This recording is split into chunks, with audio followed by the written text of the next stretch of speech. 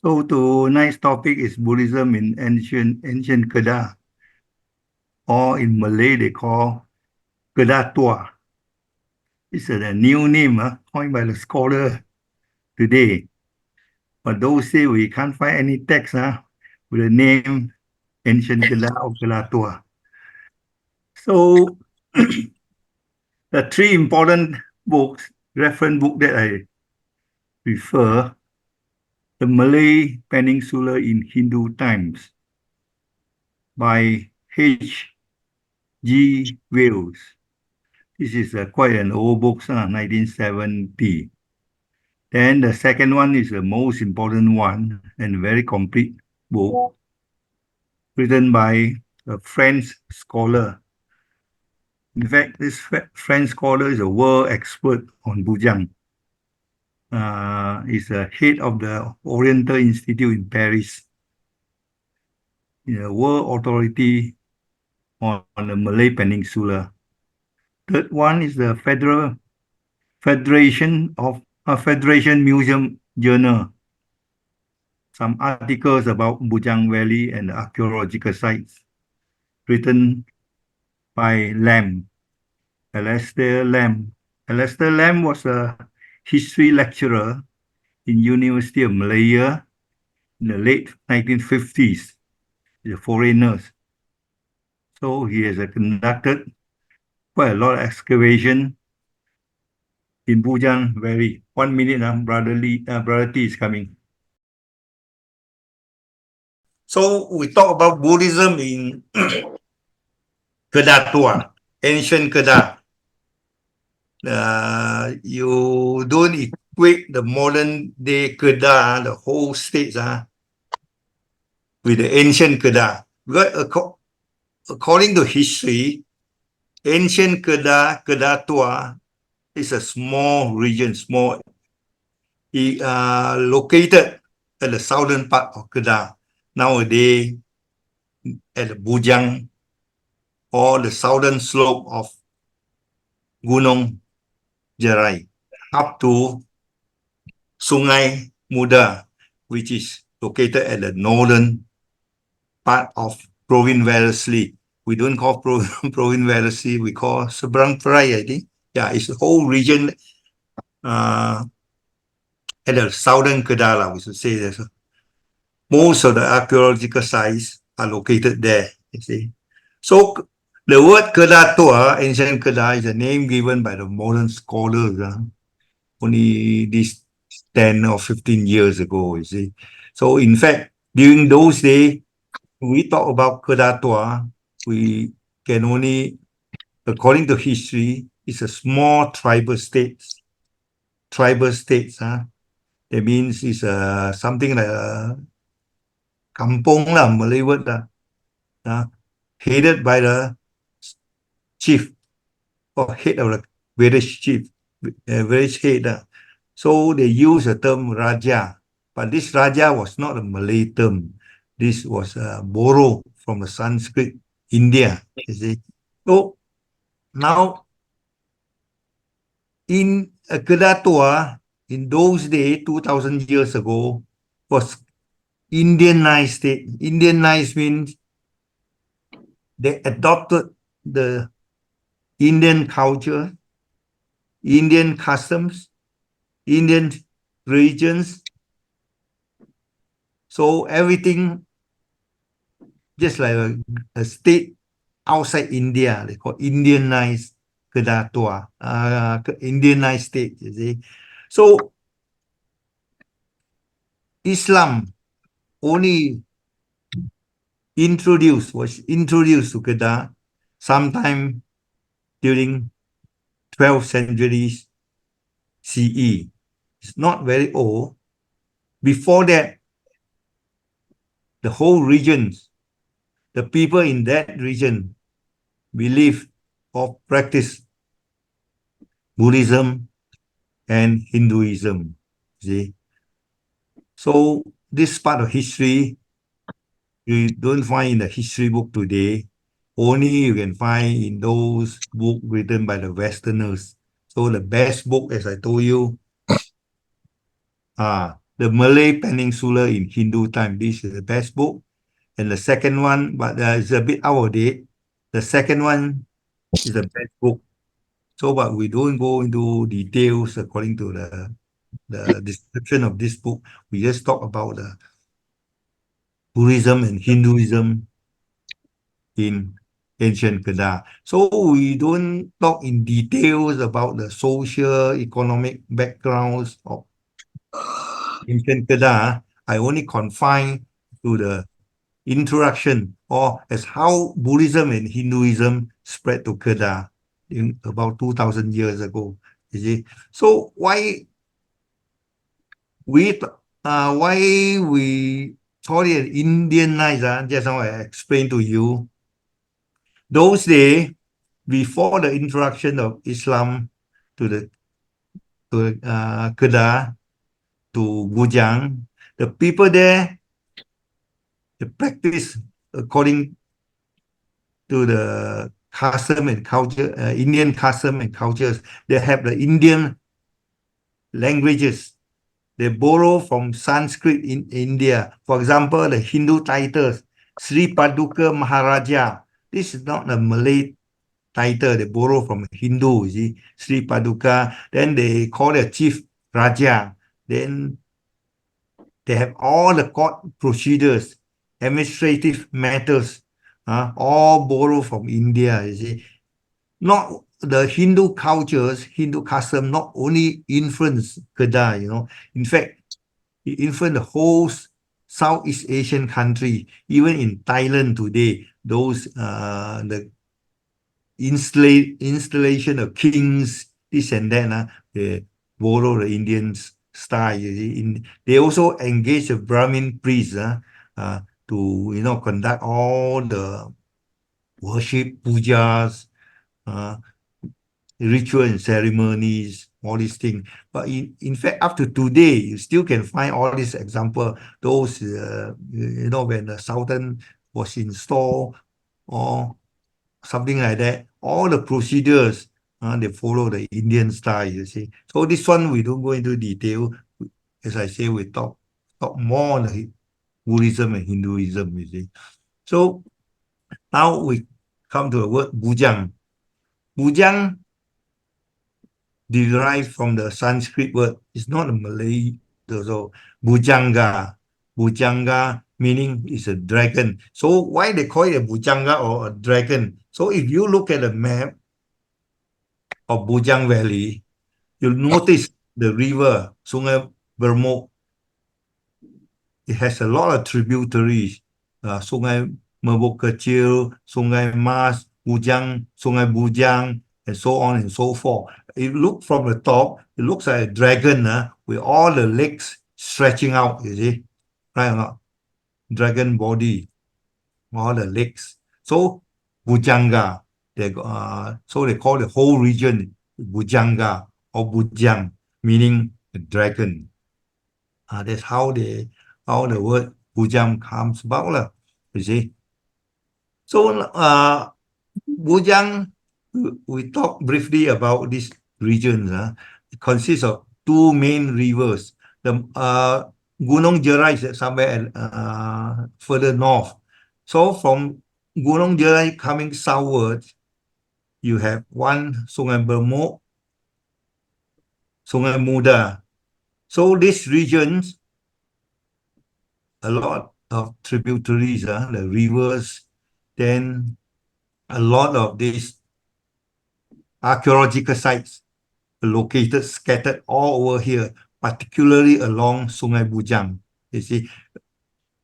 So the earlier days, those ships, they will travel here, they will go, they sail inside, and then here they move, the stock on the move, the ship, and the people just bend down and have contact with the inhabitant here. You see. So briefly, this is these regions we have two important rivers that plays a very important roles regarding the trading with the foreigners. So now we come back to, so we have Bujang River Sungai Merbok, we have Sungai Muda. These two important rivers allows the ships from the foreign country to sail and enter into inner Kedah. So ancient Kedah had trading connection with those foreigners. So foreigners sails, and when they look at the Gunung Jerai as a landmark from afar, they know the two rivers were quite nearby, and slowly they will enter the river, enter into Bujang. So these foreigners came, those say, mainly from South India, you see, from the western side. Eastern side, those traders from Champa in Vietnam, Funan, nowadays Cambodia, all the traders from China, they also sail to Kedah, but we have seldom have the detailed records. But today we talk about the Indian trader and how they introduce Buddhism and Hinduism to this part of the world. You see. So those say Kedah, they have a lot of foreigner came and conduct the what we call good exchange, barter trades here. So those days, the Indian traders, they call Kedah Kataha, Kitaran. And then the Chinese who came to Kedah, they call Kedah Cheta or Chita. Arab, the merchants, the traders from Arabs, they also came to Kedah and have the trading good exchange with those traders from China, from Funan, from Indonesia. So the Arab call this southern Kedah Kala, you see. So that means the records of the foreign traders, you will know that Bujang or southern Kedah was a very busy entrepot. Entrepot meaning that people brought the good here and they exchange good and with others, and others exported goods to other country. Place of exchange goods, place to do trading, import and export, you see, entrepot. So the territory, now before we talk about, we still talk about the geography, the region. Just now I was telling you, Bujang was located at the southern part of Kedah, modern Kedah, and it stretched from the Gunung Jerai, which is located somewhere at the northern part of Kedah, towards the south, and ends at Sungai Muda, the side, the whole region we call Southern Kedah or Kedah Tua. So nowadays people talk about Bujang because we concentrate on those archaeological sites located at the two banks, river banks of Bujang River, you see. So that's the most important archaeological site of the Southern Kedah, Bujang Valley, you see. So in fact, the whole Southern Kedah full of these archaeological sites. So those say the capital, the most important trading areas of Southern Kedah or Bujang areas was somewhere at the estuary or the river mouth of this Sungai Merbok. Sungai Merbok here, because you notice Sungai Merbok, the big river mouth. So the ship from India came to this side. Initially, people believed that the business activities was concentrated somewhere near here. So later, it expanded to the inner Bujang, particularly at the two banks of this Sungai Bujang. You see, this is the earliest region. whereby business were conducted. See, that's why you can see a lot of this archaeological site, temple remains located along the river, two sides of the river, east and western side. Later, only they slowly expanded to the southern part, to the Sungai Muda side, you see.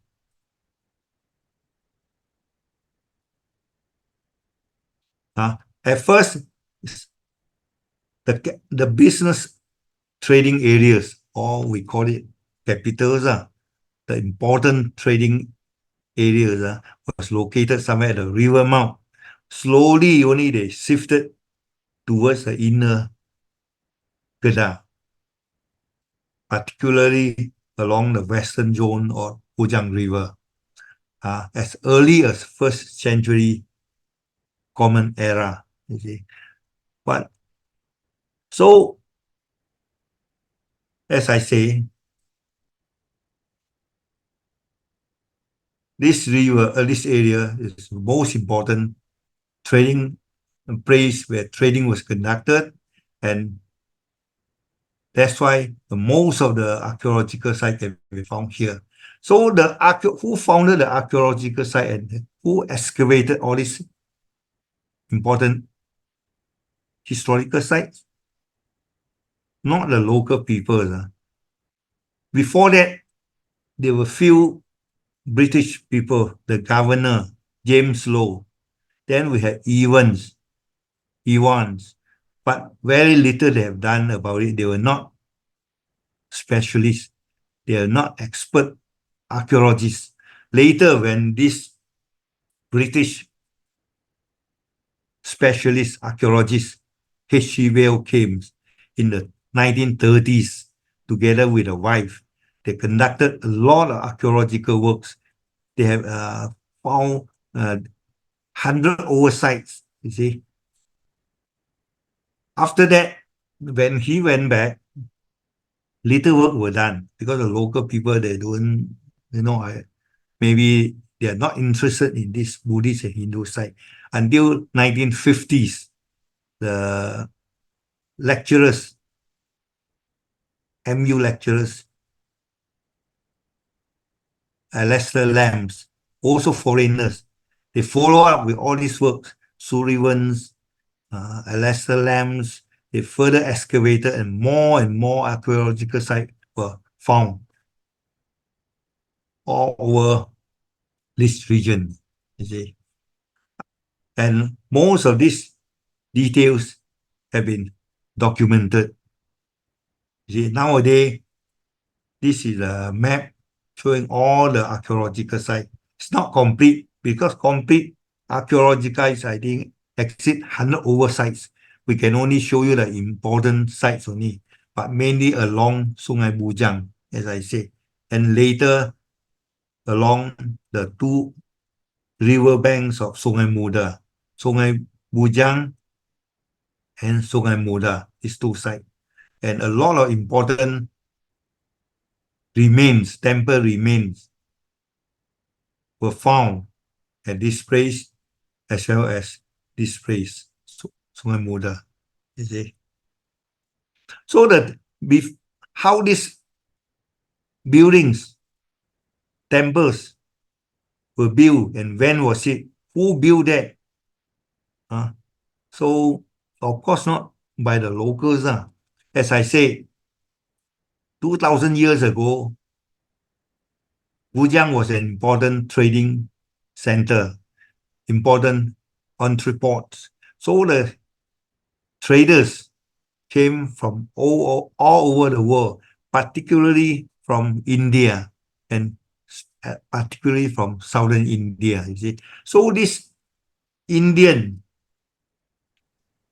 they came, how they came?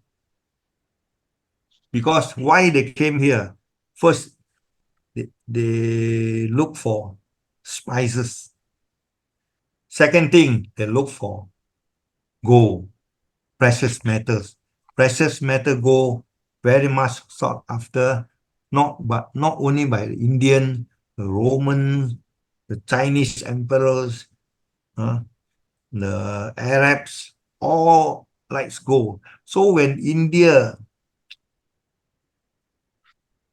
no longer use the Silk Road to trade with the Westerners and trade with the Chinese in the eastern side, so some of them use the sea road and sail from South India to Southeast Asia.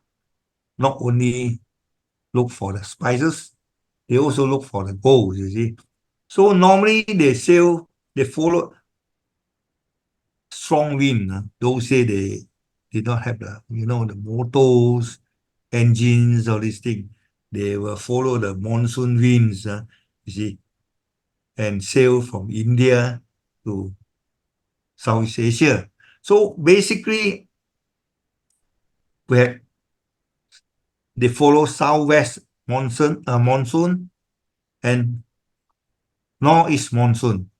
You see, when we talk about southeast monsoon, that means strong wind blowing from the southeast. If we talk about northeast monsoon arrive, we say strong wind blowing from the northeast. So when the southwest monsoon begins sometime in April, and it become weaker towards the end of the year. So April, May, June onward, southwest monsoon begin. See, ships start sailing from India, particularly southern India. You see, southwest means this side going towards this side. Begin from the southwest, growing towards the northeast. So the ship can start sailing from here to places like Burma, Lower Burma, western region of Peninsular Thailand, Peninsular Malaya. So they take advantage of this strong wind so that, the traders carry full load of the goods in the ships. They travel to Burma, and from here, when the wind become weaker, they turn southward to Thailand also, and then they sail downward to Takwapa, western part of Thai Peninsula, then sail to Kedah. That's how they, sail along with the monsoon wind, you see. So this monsoon wind, they blow for few months, and then about 6 months later, it changed. From April to December, southwest monsoon, they stop here, they exchange good with the local peoples, and then that will take from place to place, takes about few months. But then they could not sail back immediately because the wind still blowing from the southwest. So they, after few months trading activity, they will stop here and spend for few months until northeast monsoon, opposite direction, start blowing. Southwest monsoon no more, weaken, disappear. Now, from beginning of next year's March onwards, uh, beginning of next year, following years, northeast monsoon begins, and they only take advantage of this strong wind, and they blow this side. The ship then only can sail back to India. This is a basic pattern of how they sail to Southeast Asia,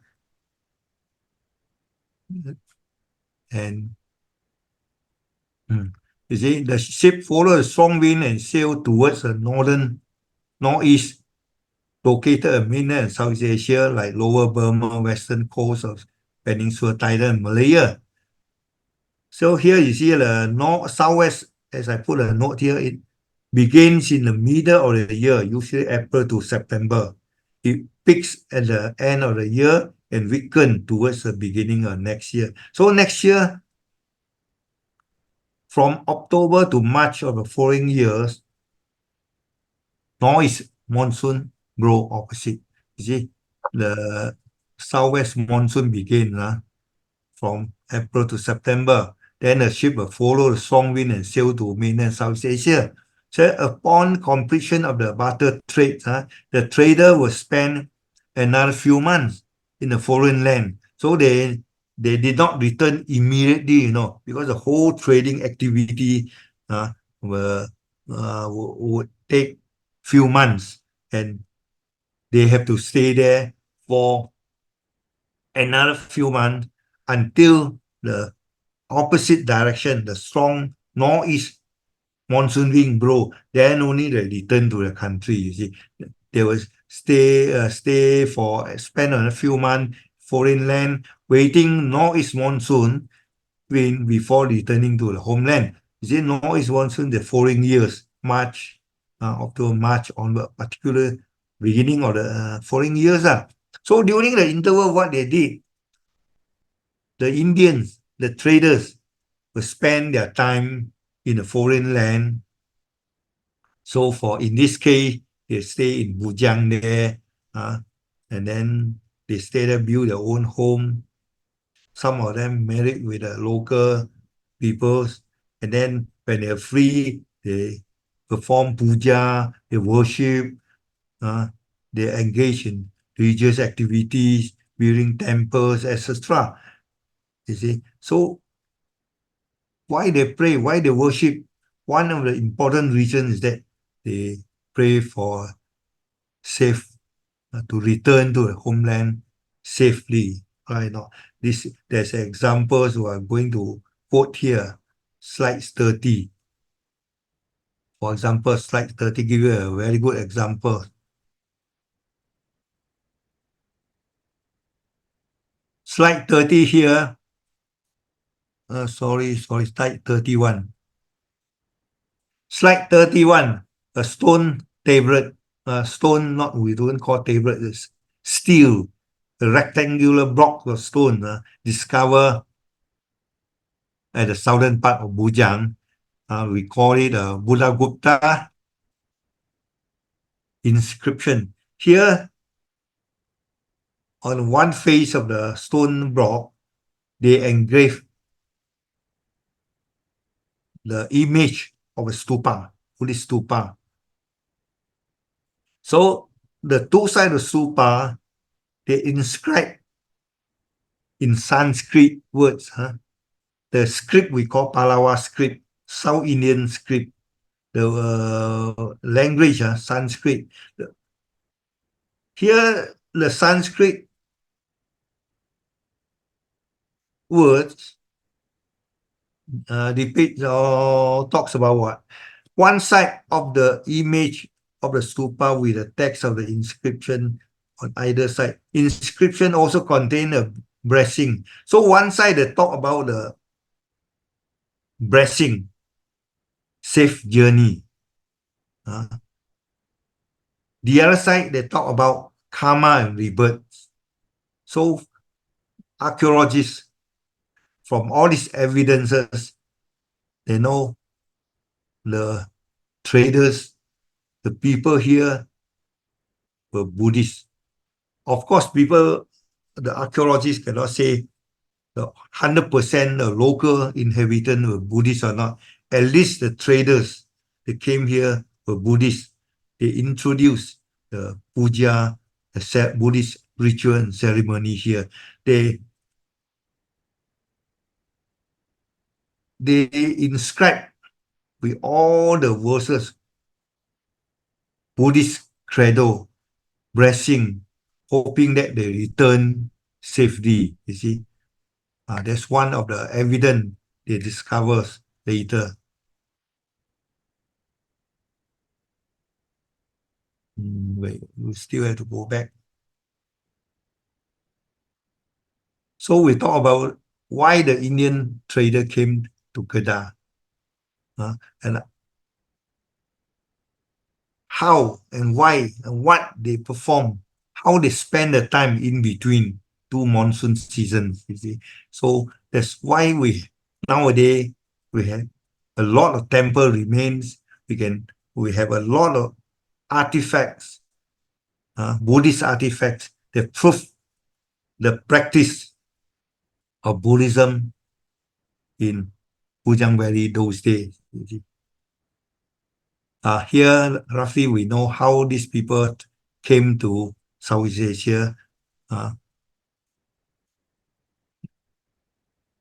So why they came here? That's how I explained spices and gold. And not only that, when they came to Kedah, not only traders from India, they also met traders from other countries. For example, traders from China, traders from Funan, Cambodia, Indonesia, and Champa. So there's one more road. When you look at the map here, it's easier for South Indian to come to Kedah, to western coast of Thailand. But it's more difficult for the Chinese, for the Cambodia and the Champa, Vietnam, to come to the south here, then turn to Kedah. So there was one shortcut from western coast. They can travel, then not by sea, of course by land road, to the eastern part of the peninsula. You see, so that was how the traders from India, they bypass this road, they stop here, they walk, they follow the land road, then they walk to this eastern side. There was two other important countries or two important sites. One is Tambalinga. Here, important seaport called Ligo. Those British people call Ligo.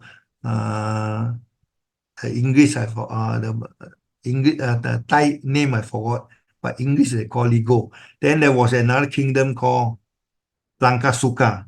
Langkasuka was located at the present day Patani, Patani, southern Thailand, and not in Kedah. Kedah were Bujang, ancient Kedah. Eastern part we had Langkasuka, two different kingdom. Okay, so the traders, Indian traders, stopped at Kedah. Some of them will walk further towards the east.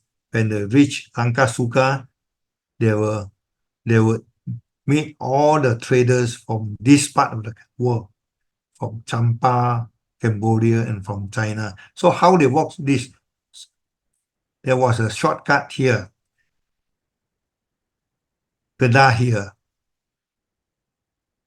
Sungai Bunda, Sungai Merbok, Sungai Bujang. Bujang is somewhere here. So the whole region here we call Kedah Tua, ancient Kedah.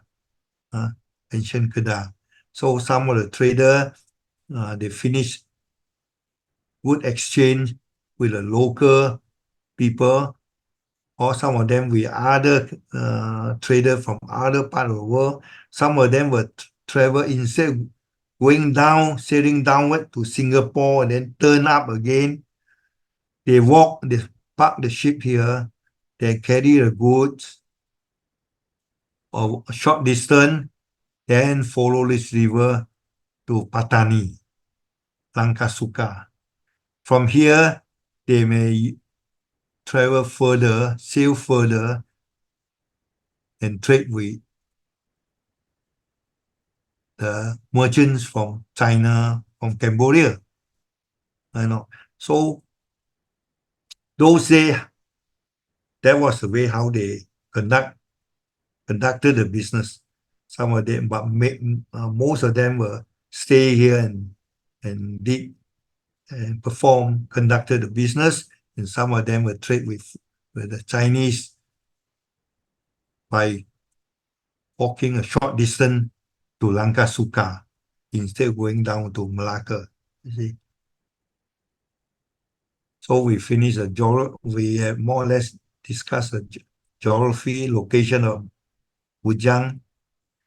We have discussed briefly the two monsoon, because of monsoon wind blowing at a different direction, the Indian trader able to sail and follow the wind to Southeast Asia, and they have to, how they return to their country, they have to stop in Kedah for a few months, and later they follow the northeast monsoon and went back.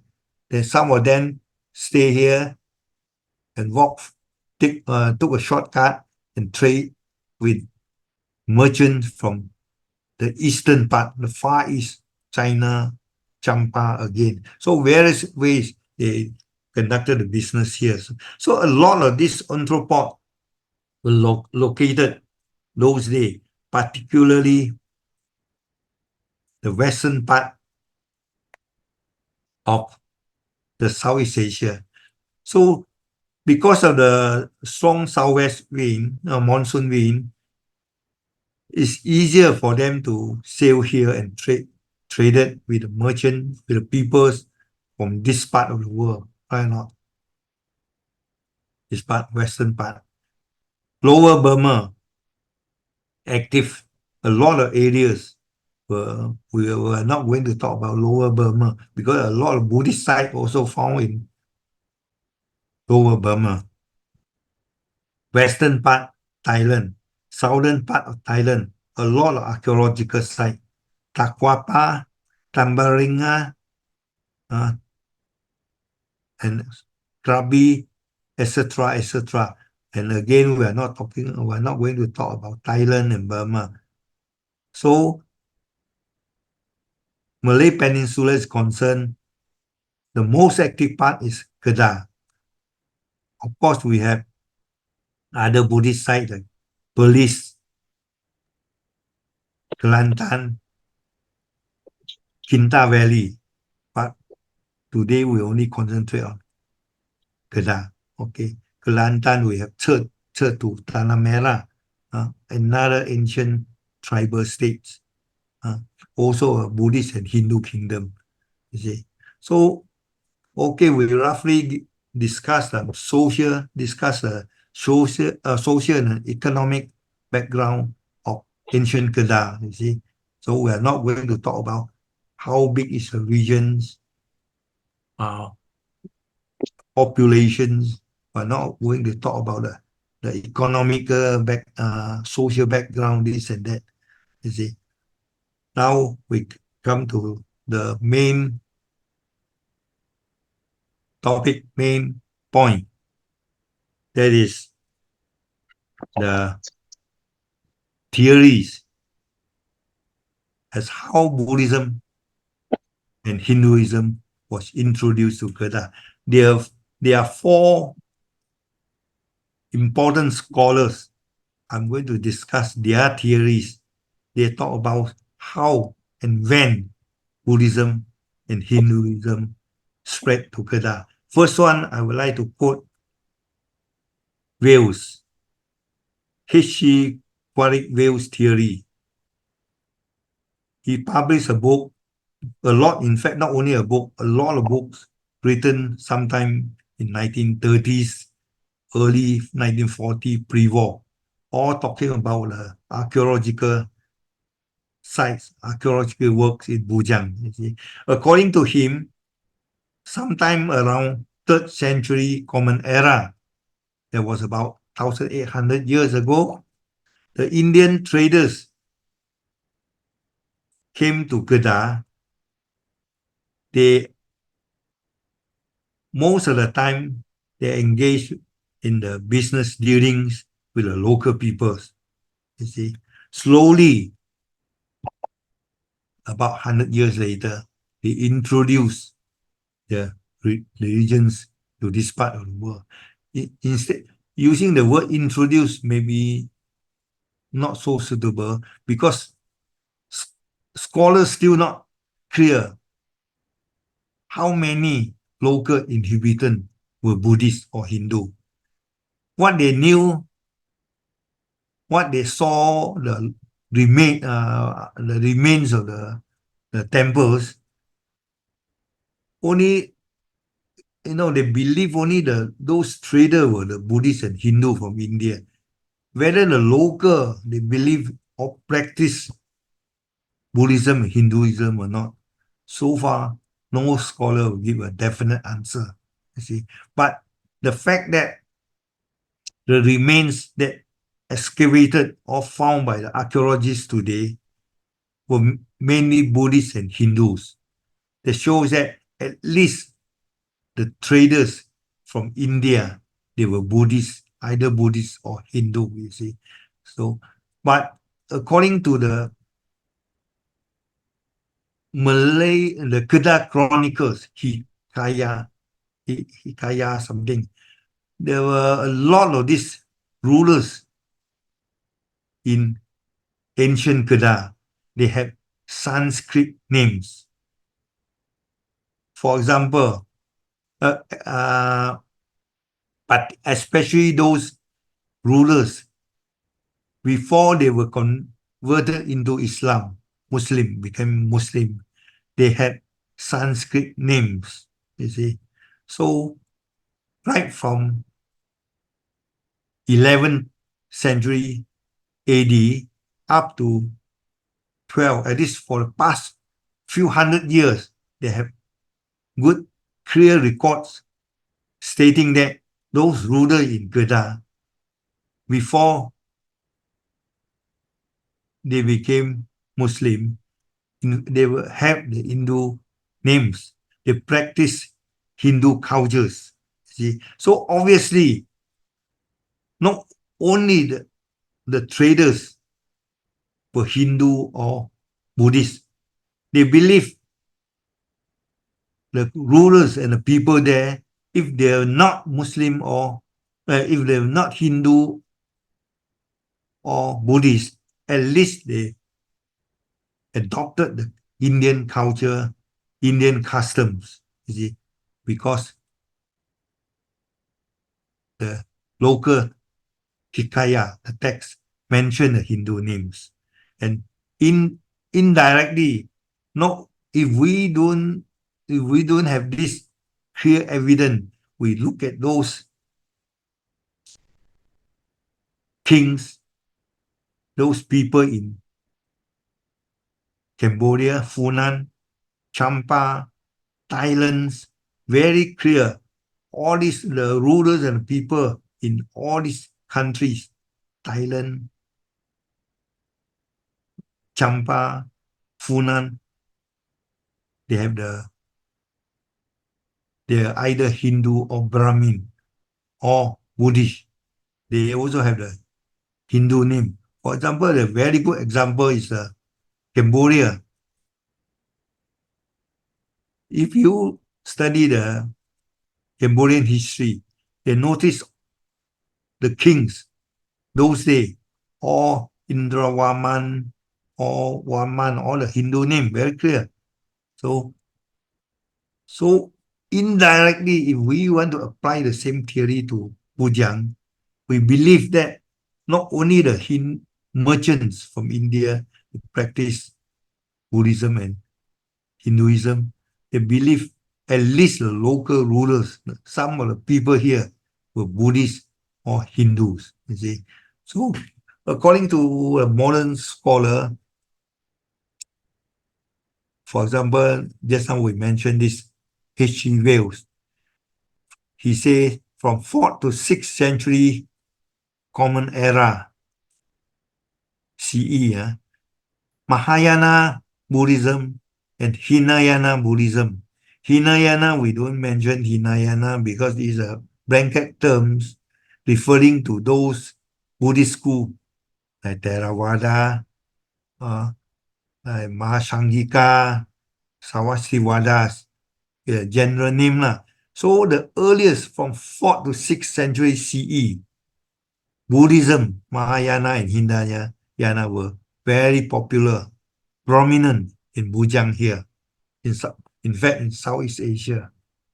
Only in middle of 6th to 8th century Common Era, this period, Hinduism was popular. Hinduism here referring to the Saivism. They pray to Lord Shiva. You see. So from the later period, middle 8th century onwards, Mahayana Buddhism with tantric practices were popular. So according to this Professor Wales, H.G. Wales, first stage, 3rd century CE, Indian trader came here. They emphasize on business. They engage in business trading. So slowly, they introduced Buddhism to this part of the world. That was from 4th to 6th century CE, and Hinduism came slightly later. And then after that, Mahayana with the tantric influences also came introduced or spread to this part. So four important thing, 4 stages according to Wales. You notice first earliest Buddhism, then Hinduism, later Mahayana with the tantric practices. This is what Professor Wales' theories are. So what are the evidences? So we are going to see later lah. So we finish the theory first. Then we examine all the evidences, all the temple remains, all the Buddhist artifacts, their characteristic to prove that the existence of Buddhism, existence of Hinduism in this part of the world. So the first theory brought by these views. Then then how do you know this part of theory, this part we talk later. The artifacts the archaeologists, they discover a lot of Sanskrit languages in Pallava script. This one maybe we discuss later. Pallava script was a script adopted or used by the South Indians those days. Language we call Sanskrit, but they use a script to write down Pallava script. Is a so-called ancestor of the modern day Tamil script. This one we talk later. So first expert Wales, we discuss his theory. So the second expert, Alastair Lamb, he was a history lecturer in University of Malaya in the late 50s. He also conducted a lot of excavation work in Bujang. So after very thorough studies of all the archaeological sites, and he examined all the artifacts and temple remains, and he also introduced or have his own theories. He said the early Buddhist phase, first was the early Buddhist phase from 4th to 6th century CE, Common Era. So during this 3 period, he listed 3 well-known artifacts. These 3 well-known artifacts consist of 2 stone stele, the rectangular blocks with a Sanskrit inscription and the drawing a stupa. Just now I was showing the one sample already. There's a Buddha Gutta inscription. In fact, nowadays at least 3 were known. One had missing already. You see, the other 2, if I'm not mistaken, one is in Bujang Valley, one is in Calcutta Museum, India. The other one missing on the way somewhere, you see. So According to Lam, the early Buddhist faith, because the important artifacts discovered all bears a image of the stupa, and they inscribed with all the Buddhist credos. Buddhist credo, Ye Dharma, talk about the karma and rebirth. So just how I show you a Buddha Guta's inscription in it, we are going to examine later. But anyhow, Lam, according to Lam, early faith still Buddhist, first 4th to 6th century BC. So he listed 3 important evidences, and he also brought out evidence, a clay tablet, slide 37. Also, he listed the Bukit Chora inscription. So that means, according to him, a lot of important Buddhist artifacts, whether tablets, whether rectangular blocks, all talk about Buddhism. All belongs to Buddhism. Then, second phase, according to him, is Sri Vijaya phase. Sri Vijaya kingdom was located in Sumatra, Palembang. Began from 7th to the 10th century BC. Later, this Sri Vijaya conquered or controlled southern Thailand and whole Malay Peninsula. You see, so they also have their influence. They also Buddhist, Sri Vijaya Mahayana Buddhist kingdom in Palembang.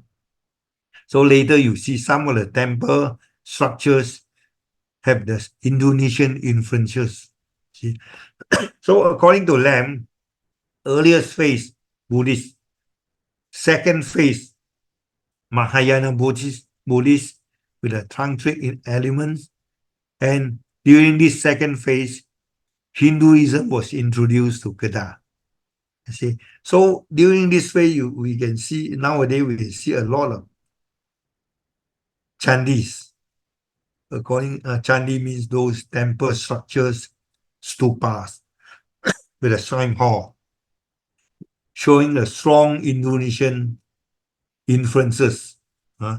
Because this period, the Indonesian kingdom, Sri Vijaya, with a base in Palembang, they control Malay Peninsula as well as South Thailand. That's why during this period, a lot of this temple in Bujang area, they have, or they show some Indonesian influences.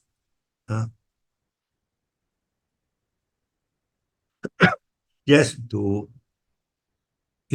tell that, according to the scholars, during this period of time, Bujang was only a small tribal state. The people, sorry, practice agriculture. They plant paddy, fishing, mining. But this is not important to on top today as we concentrate on Buddhism and Hinduism.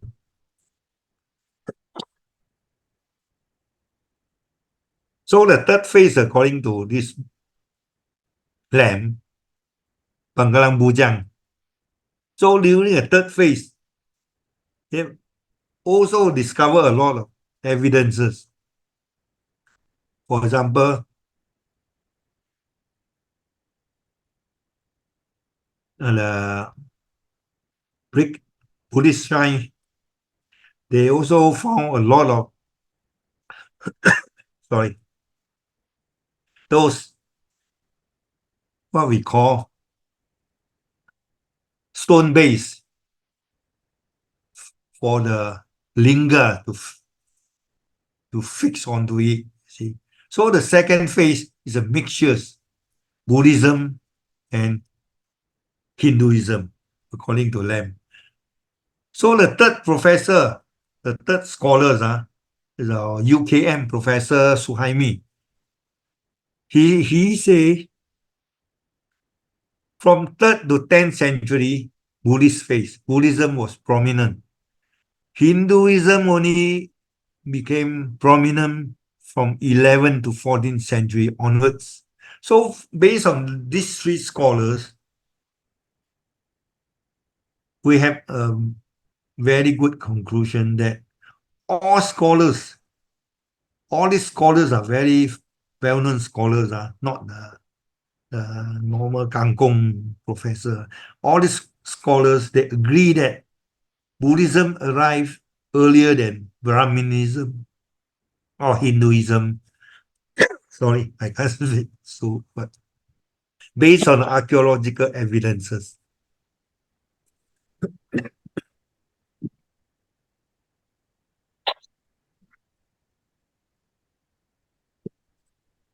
Hinduism appear later than Buddhism.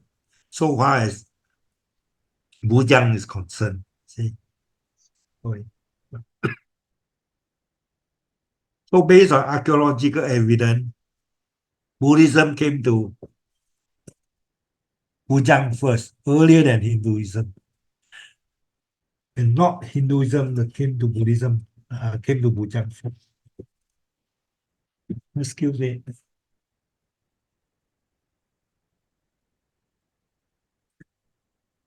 Sorry, still not feeling well. So based on the scholars' opinion, they all agree that Buddhism came to Bujang first.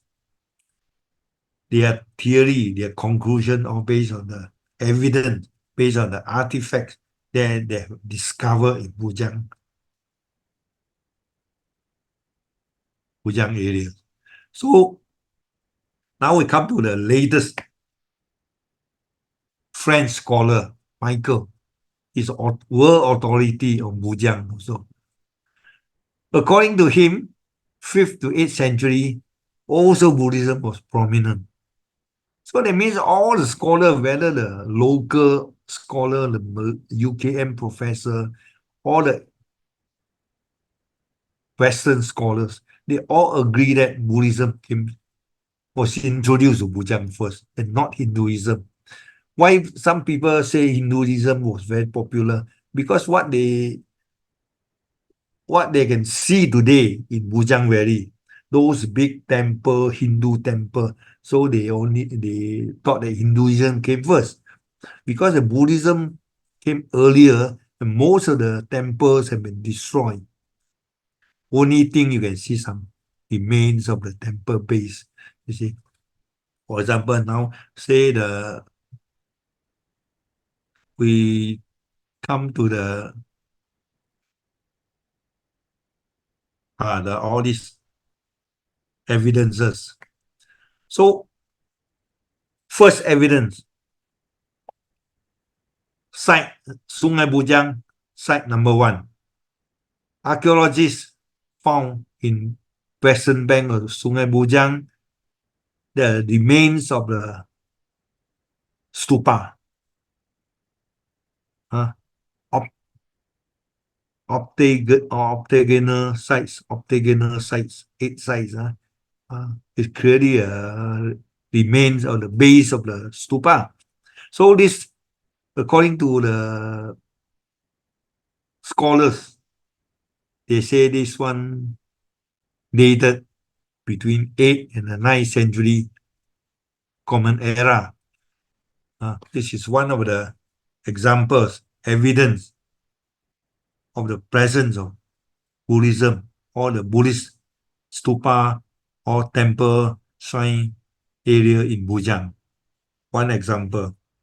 Second example, as I told you, the rectangular stone stele, a block, stone block, dated to 5th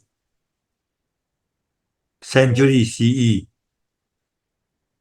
So this one was found in somewhere in Sungai Muda, quite close to Seberang Perai. A stone block on one side of it, you can see the image of the stupa, right? Not stupa base. Then on the top, all the umbrella, this and that. Two sides engraved with all the Sanskrit words. Sanskrit word. So the scholar study all the Sanskrit carefully. They found out one side they talk about karma and rebirth.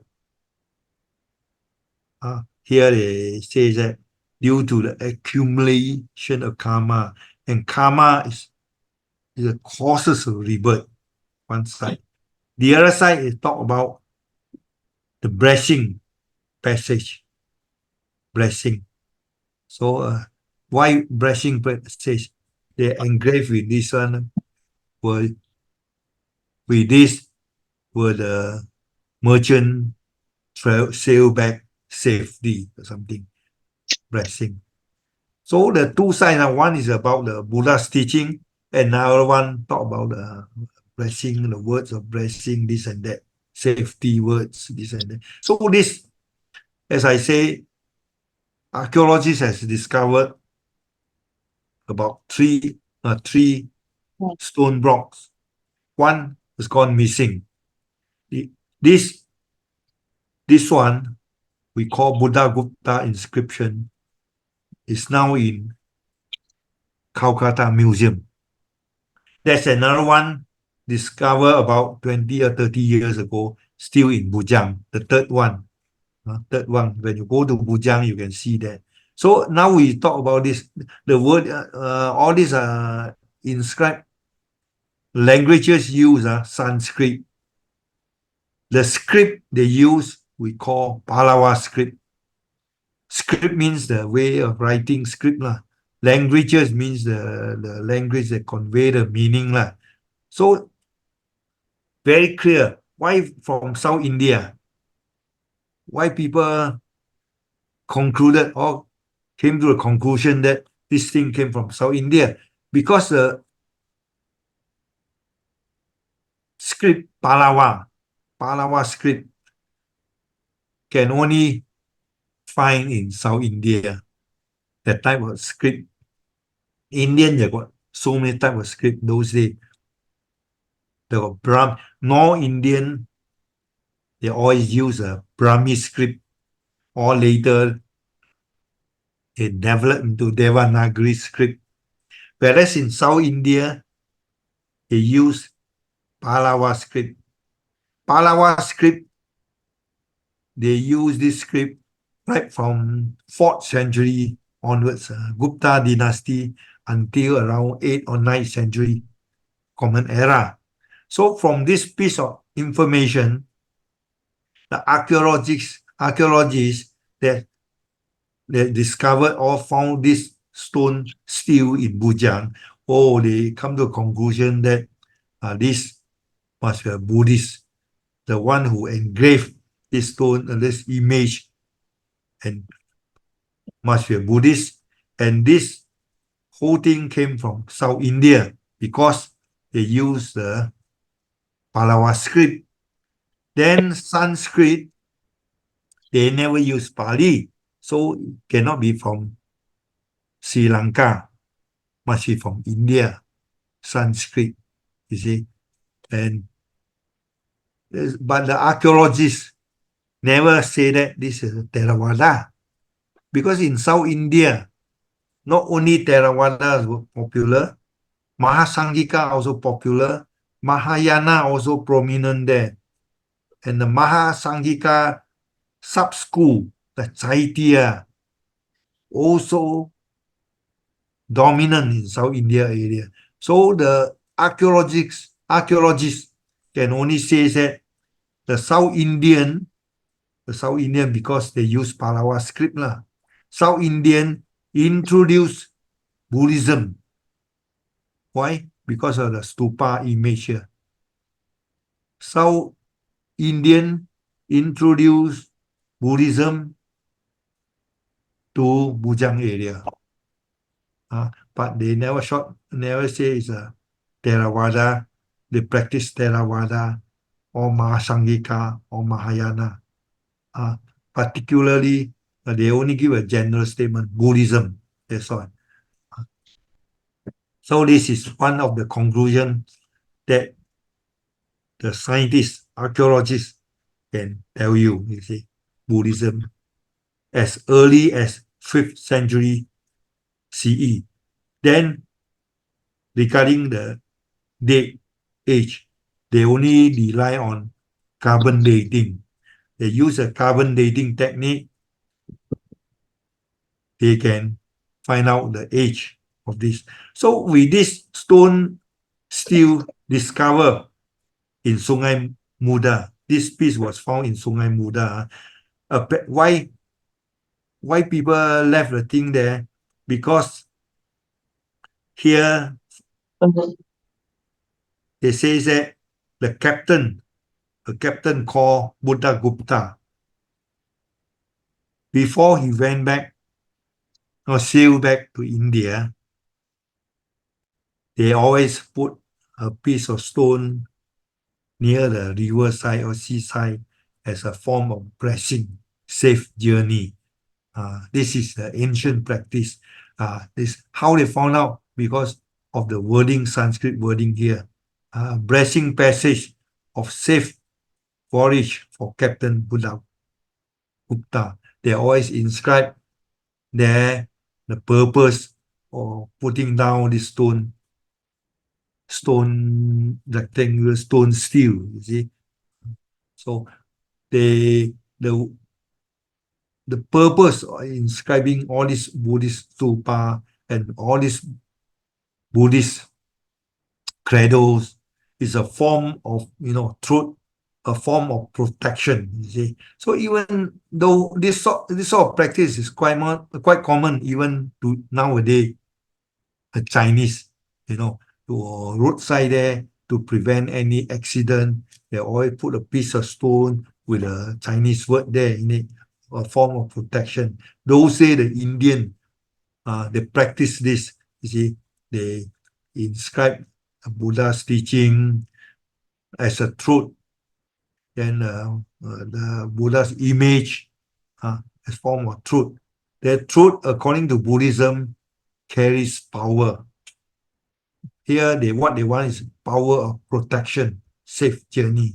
You see, the Buddhist credo, Buddha's teaching is a form of truth, can give you power of protection. It's how those days the Buddhists practice. So the second piece of evidence is this, what we call Buddha Gupta inscription. This piece you can find in India, Calcutta Museum. But never mind, when you go to Bujang, you can see another similar piece or stones in Bujang Valley. So the third one we want to examine, this piece of, this one is a form of dry clay tablet, a small piece of stone, not stone, clay. They dry under the hot sun.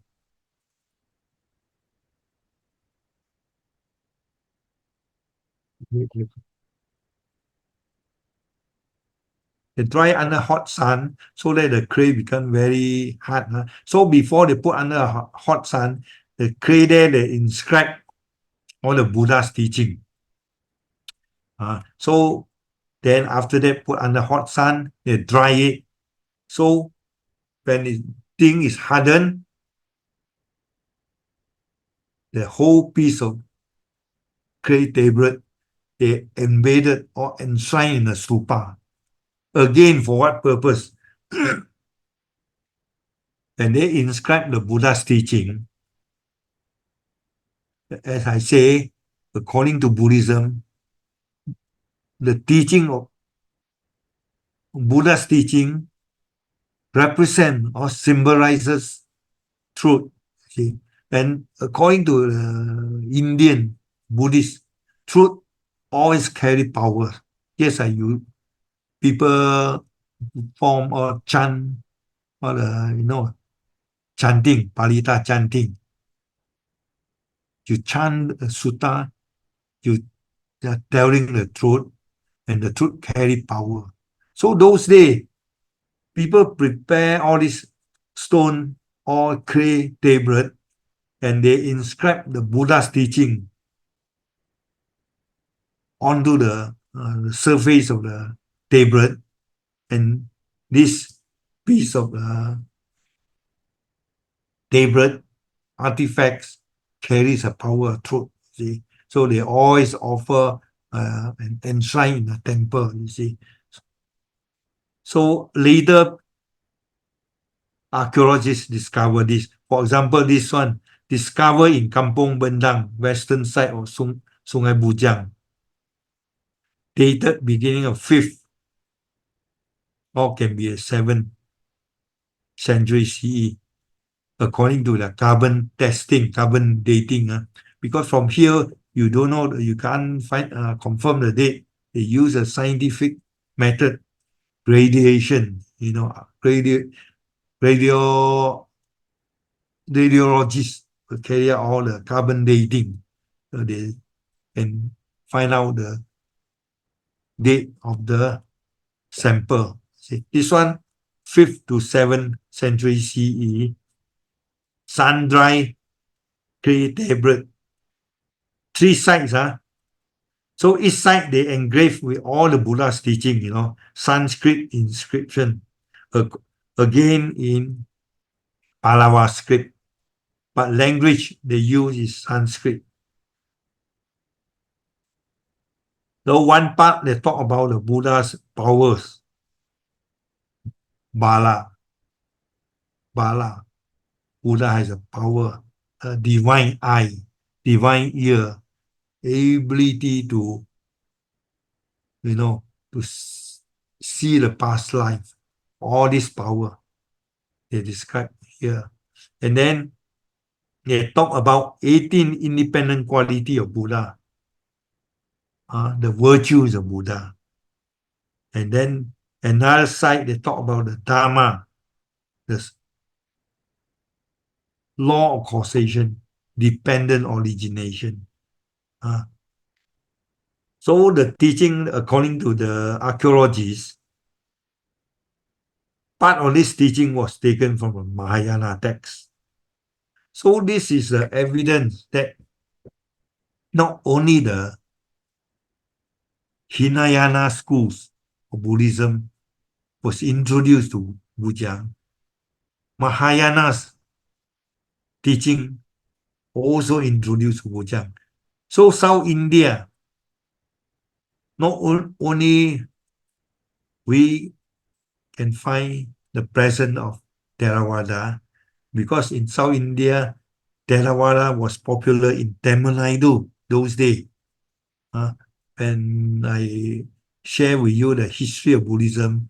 I talk about that. South India, during the early days, Theravada was popular, extreme south, especially at the Tamil Nadu, the side. But besides the Tamil Nadu, Mahayana was popular also. Mahayana and Mahasangika also popular. And the Mahayana, that's why the teaching of Mahayana can be found in the tablet in Bujang, because in the South Indian, some of the South Indian traders, not many, some of them Theravada, some of them may be Mahasangika, some of them may be Mahayana. So this is the evidence of the presence of Mahayana in Bujang. You see, at least you can say that the traders, Mahayanist traders, came to Bujang before, and they stay there while they're waiting for the northeast monsoon to come. They build temple, they offer all this tablet, stone as a blessing, embedded and shine in the temple.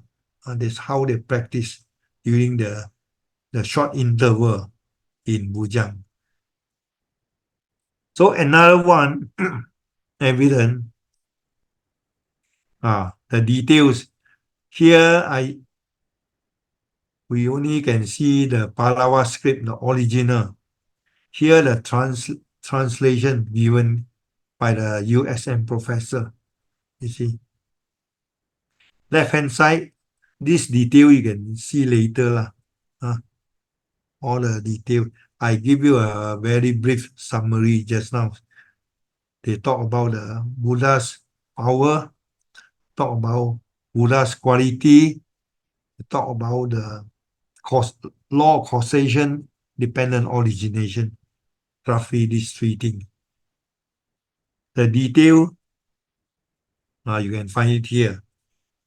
This is, again, this tablet, they use the South Indian Pallava script. Pallava script, right? A bit like Tamil. So the scholar again give you more detailed teaching. Just how I say the Mahayana teaching can be found in the tablet here. So from which text? Here the scholar tell you the Mahayana's teaching was found in this Sagaramati Paripacha. Sagaramati Paripacha was a Mahayana text, early Mahayana text. The original version is not available, lost, but we can only find in Chinese translation as well as a Tibetan translation, but not in Sanskrit, original Sanskrit, lost already. So from the inscription here, available here,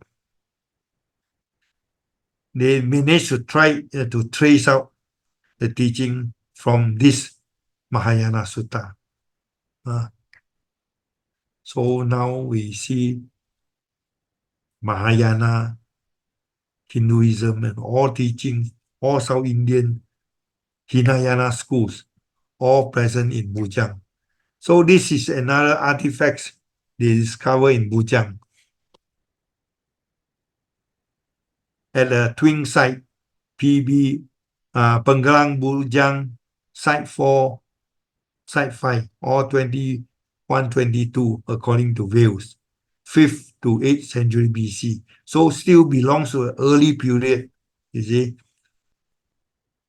So far we have examined those Buddhist artifacts, tablets, stone blocks, all belong to, all carries Buddha's teaching, all non-Hinduism, all belongs to Buddhism, right? This one also belongs to Buddhism.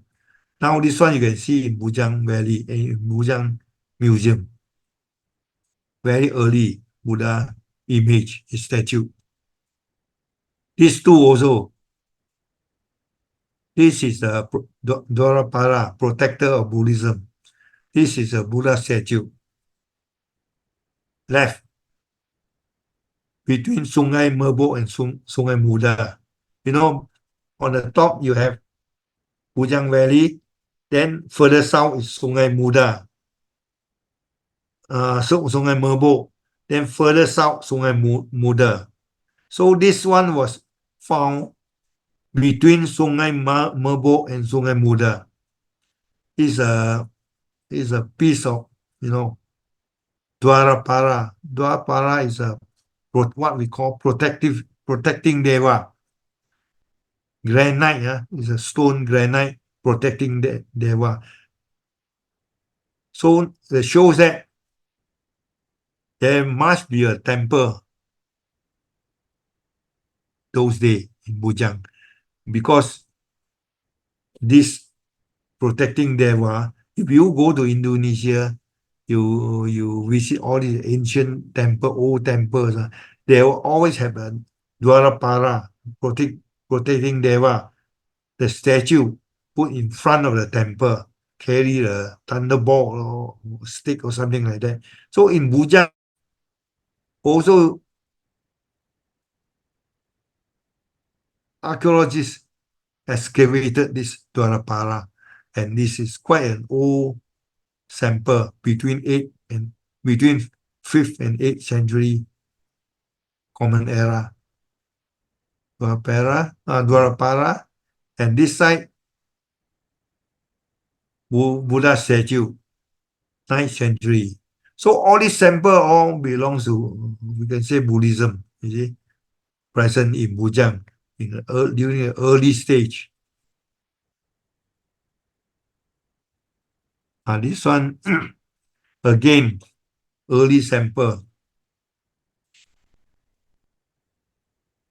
Here, this sample is quite interesting because one side of this stone tablet, this one is not clay tablet, stone tablet. One of these, they're engraved with the Sanskrit Buddhist credo. Sanskrit Buddhist credo, those protecting verses. Je Dhamma Heptu Pawana. This is a very popular Buddhist credo. Je Dhamma means this the earliest Je Dhamma credo was spoken by who?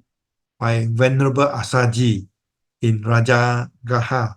You know, that time when Sariputta, before he was a Buddhist monk, before he embraced or converted into Buddhist, he was a member of the so-called skepticism. So he noticed Asaji, then he followed Asaji until Asaji finished the food, alms food. Then he approached Asaji. Was the teaching of your master, right? Not the story you should know. And Asaji say, I was quite new. What I can say was a very short summary of Buddha's teaching. This very important passage, Ye Dhamma Heptu, it summarizes all the Buddha's teaching of causation. So later, the Buddhists memorize this short passage. They always engrave onto the small piece of stone or onto the clay. Why? Because this short passage, Jainama, summarize Buddha's teaching, means it carries power.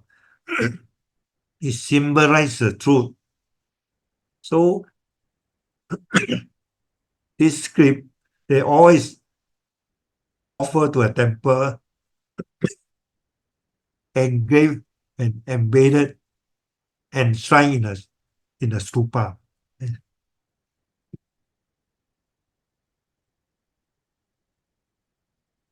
So again, this is another important thing discovered in Bujang. This is twin site, they call twin sites. Two different building, building, temple building, joined together. This is site 21, site 22. So here you can see this sample temple remain, you can see quite near, somewhere at the back of the museum. This one, you can see. It's a Buddhist shrine room. One is they build in assume the form of Greek cross, cross, and then the other side is shrine and another space building. You see, so this one was deconstructed in situ. That means they found there. Later they reconstructed according to the design, the architectural design. This one you can find near the museum.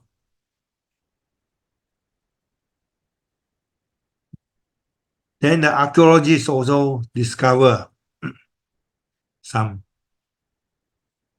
clay tablet.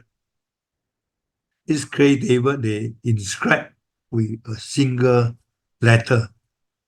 So they believe This is a tantric practice. Tantric practice is not a Theravada practice. Tantric means single letter that carry the power. Yes, for example, the word letter. Buddhist, as well as the Hindu, the Brahmin, they believe that single letter carries a power. This is not a Theravada practice, but rather is a Buddhist, tantric Buddhist practice.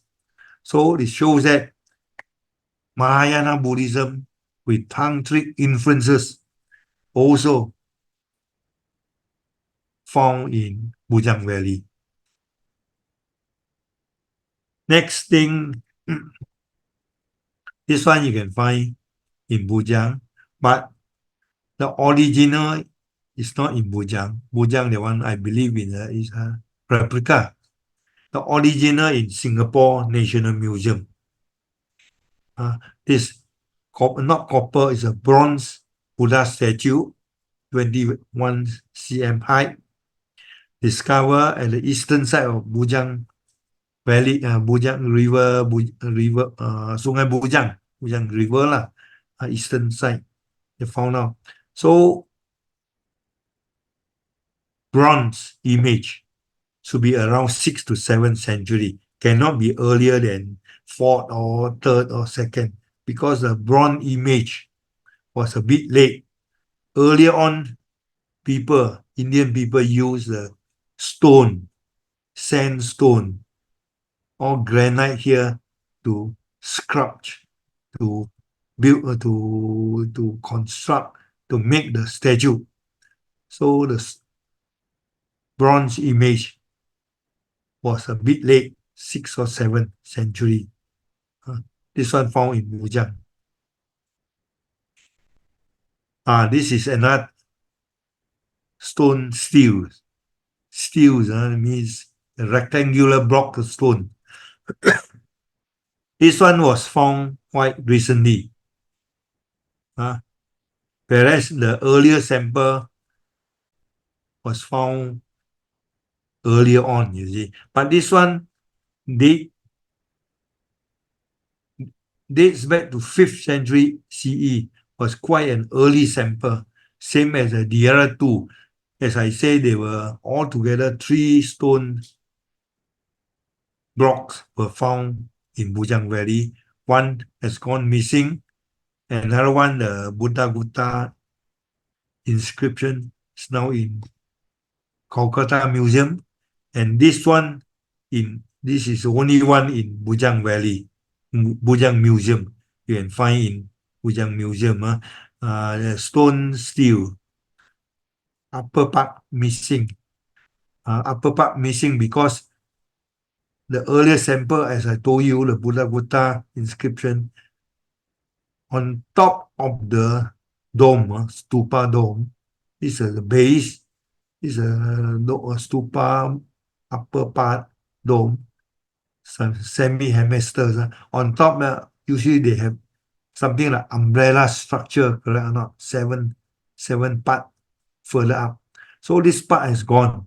See, upper part has gone missing. So the present one is about 42 cm high, in sides or inscribed with a stanza in Sanskrit.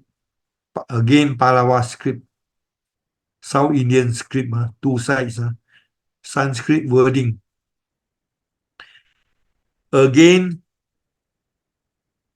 we find the teachings of Buddha's teaching about karma and rebirth on one side, run along the borders of both sides of stupa.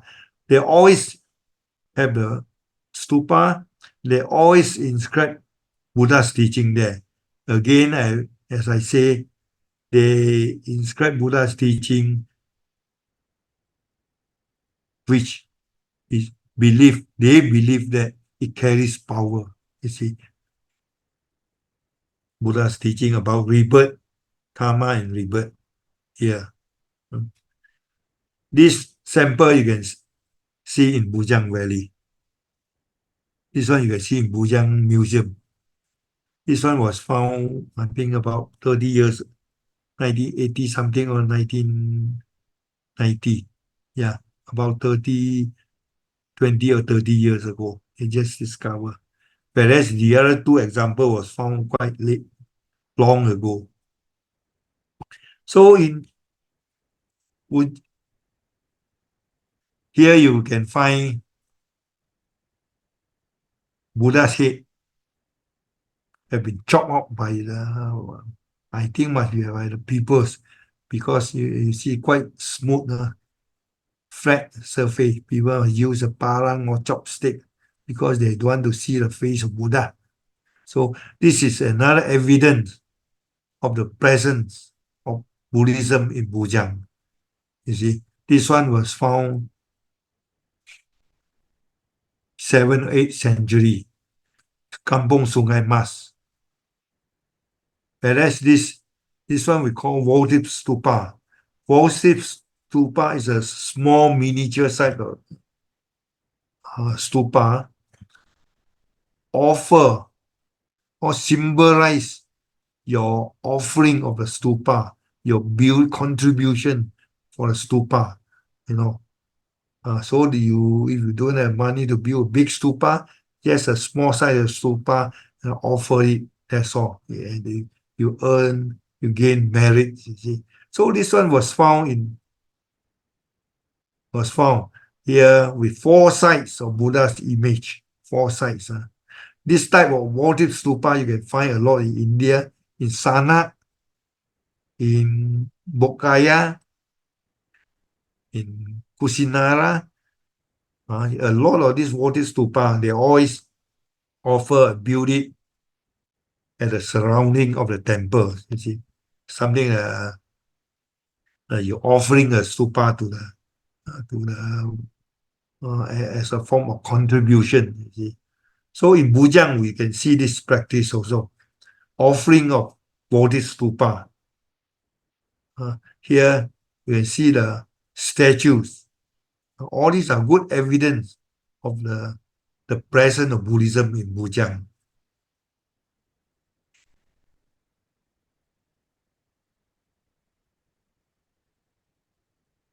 This one also found, this one found in Ipoh. Never we are not going to talk about Ipoh. This one lost already. This one was found quite new, quite recently, about less than 10 years ago.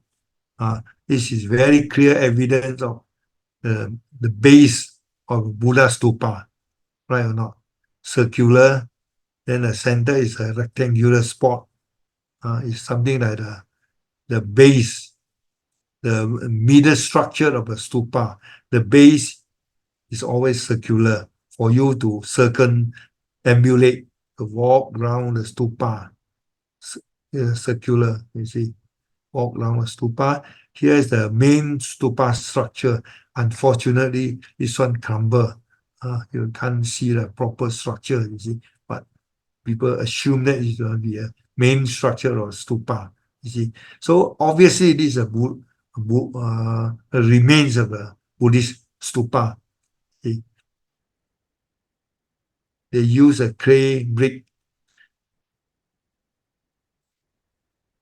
Later, this is the earliest Hindu temple remains found in Bujang, quite near the museum. Earliest Hindu Shiva temple remain in Bujang, showing the brick structure of Vimala and the Mandapa. Vimala and the Mandapa, you see, small shrine room inside. It shows that it's not a big temple for many devotees to come and pray.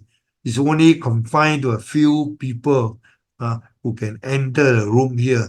And inside this cella, the cella means a shrine room, they have the altar, they have the image of the Hindu gods. People enter, a few people, 2 or 3 enter here, and make offering, puja, and pray. That's all. And some people may wait outside there. You see, this is a small structure Hindu temple. It shows that not the whole group of people who come and pray a Hindu god, this and that. They build this small temple mainly for a group of friends, for a small group of traders. That's all. You see. So this one is the earliest uh, Hindu temple devoted to Lord Shiva. You can still see this temple somewhere near the museum. You see, this this original. I mean, it's not original. When the archaeologists discover the temple, it's all in uh, heaps of stones. So they base on how they build it, I don't know, but they managed to discover to find out the original structure and they reconstruct it at that place, at that part. So discovered in 1940, but reconstructed in situ at the original spot. So in 1974. Two sections. One is a shrine room for praying. The other one is waiting room, mandapa. Okay. This is the earliest Hindu temple. 10 to 11th century. It shows that the earliest Hindu temple available today, what we can see today, still later than what we can see those Buddhist temple, 5th century CE, or you can see 6th century. So, right or not? Buddhist one, you can see 5th century CE. Buddhist 8th.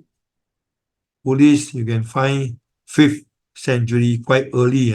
Whereas the earliest Hindu temple, 11, 10 or 11, 10 or 11. So all the archaeological remains available today in Bujang shows that Buddhism came or was introduced much earlier than Hinduism. Why not? So even the earliest examples of the Hindu temple only dates back to 10th century CE. So other example that I can tell you earlier on when Professor Lam says that during the second phase, some of the temples in Bujang shows some Indonesian influence because during the time Sriwijaya Kingdom of Palembang control Malay Peninsula and South Thailand. That's why they believe that the temple in Bujang must have some Indonesian influence. So these temples can be found in Bali today, Bali Island. Bali Island. The Mandapa, the public, just now I told you the public area, and the Vimala, the shrine room. You see, you notice all these multi-stories from big to small, decreasing order. And then you can see the pillar, correct or not? Now we come back to this Bujang. All these holes are pillar base, pillar base, pillar base. This is the Mandapa, correct or not? Mandapa. This side. Whereas this shrine room area, Vimala. Sorry, Mandapa. This is Vimala. Mandapa, so many columns, you can see we examine closely. All these pillar base, pillar base, pillar base, correct or not? So all these pillar base. So even though nowadays we can't see the exact structures, they believe that from the location on this pillar base, they trace back to the Indonesian samples. The original Bujang temple, Hindu temple, must be something like that. It shows that it carries some Indonesian influences, correct or not? All these pillar base, pillar, all these pillar. So you trace something like that. So you can imagine the Bujang Hindu temple must look something like that, with the Indonesian influences. So this later Hindu artifacts, lingam and the Ganesha, all dated quite late, 9 to 10th century CE, 10 to 12th century CE. So the Hindu artifacts, Hindu samples, lingam,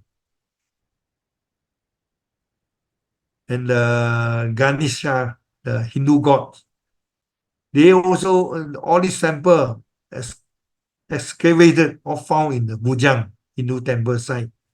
So all this must be quite late. They have confirmed 9th or 10th century, 10th or 12th century. So Buddhism and Hinduism both present in Bujang, and Hinduism came late. And the Hindu temple have some Indonesian influences, you see. So they have the lingam. Normally they put the lingam. Lingam symbolize the Lord Shiva. They always praise.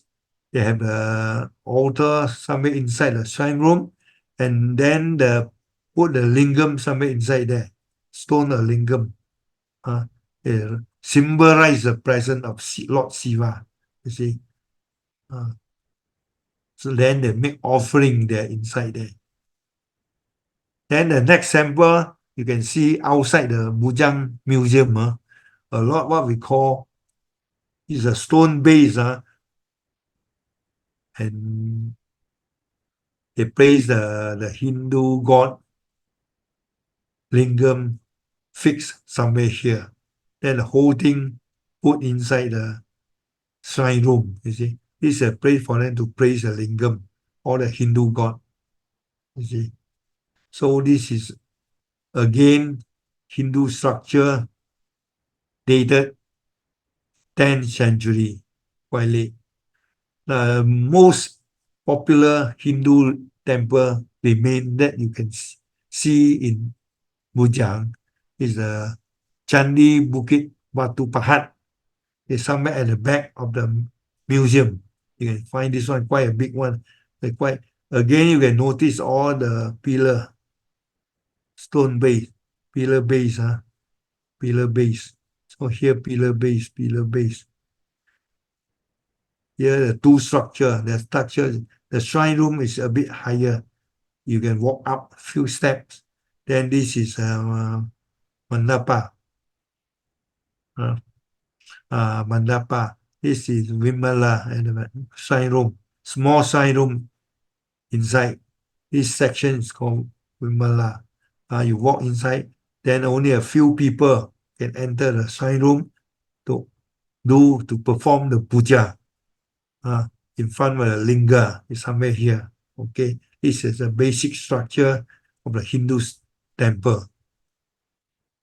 So how it looks like originally, as I say, it must be something like that. Okay, it must be something like that. But this thing disappeared because they believe that they use a fiber, taps, all these are so easily perishable. So quite a lot of taps. So what they can they can find today the base only. They can only find the base. Okay, they can do it. So this is a very well-known Hindu remains, temple remain that you can see in Bujang, somewhere at the back of the museum. This Hindu temple devoted to Lord Shiva. Okay.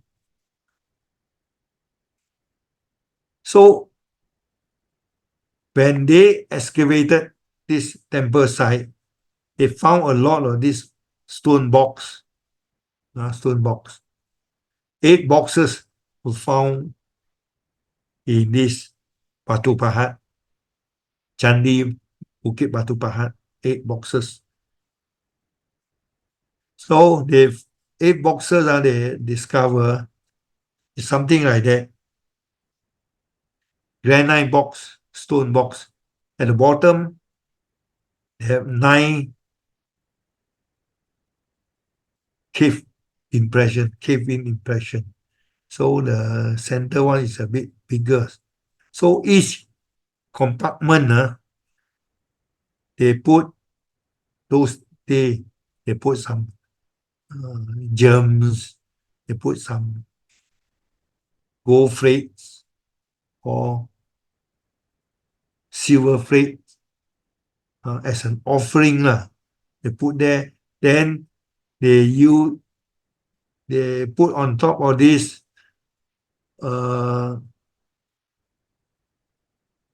copper round pot, something like pot lah, equally with bronze pot container. At the bottom of the pot, as I told you, 9 compartments. See, then they cover up. After that, they buried some near the door, some near the shrine room as their ritual, their formula.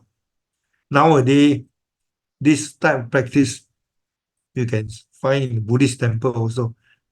They always compartment, they put some sutta, some offering, important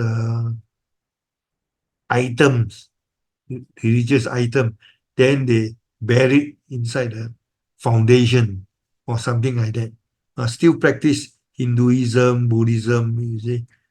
So they found 8 reliquaries, container, stone container in the Candi, Bukit Batu Pahat.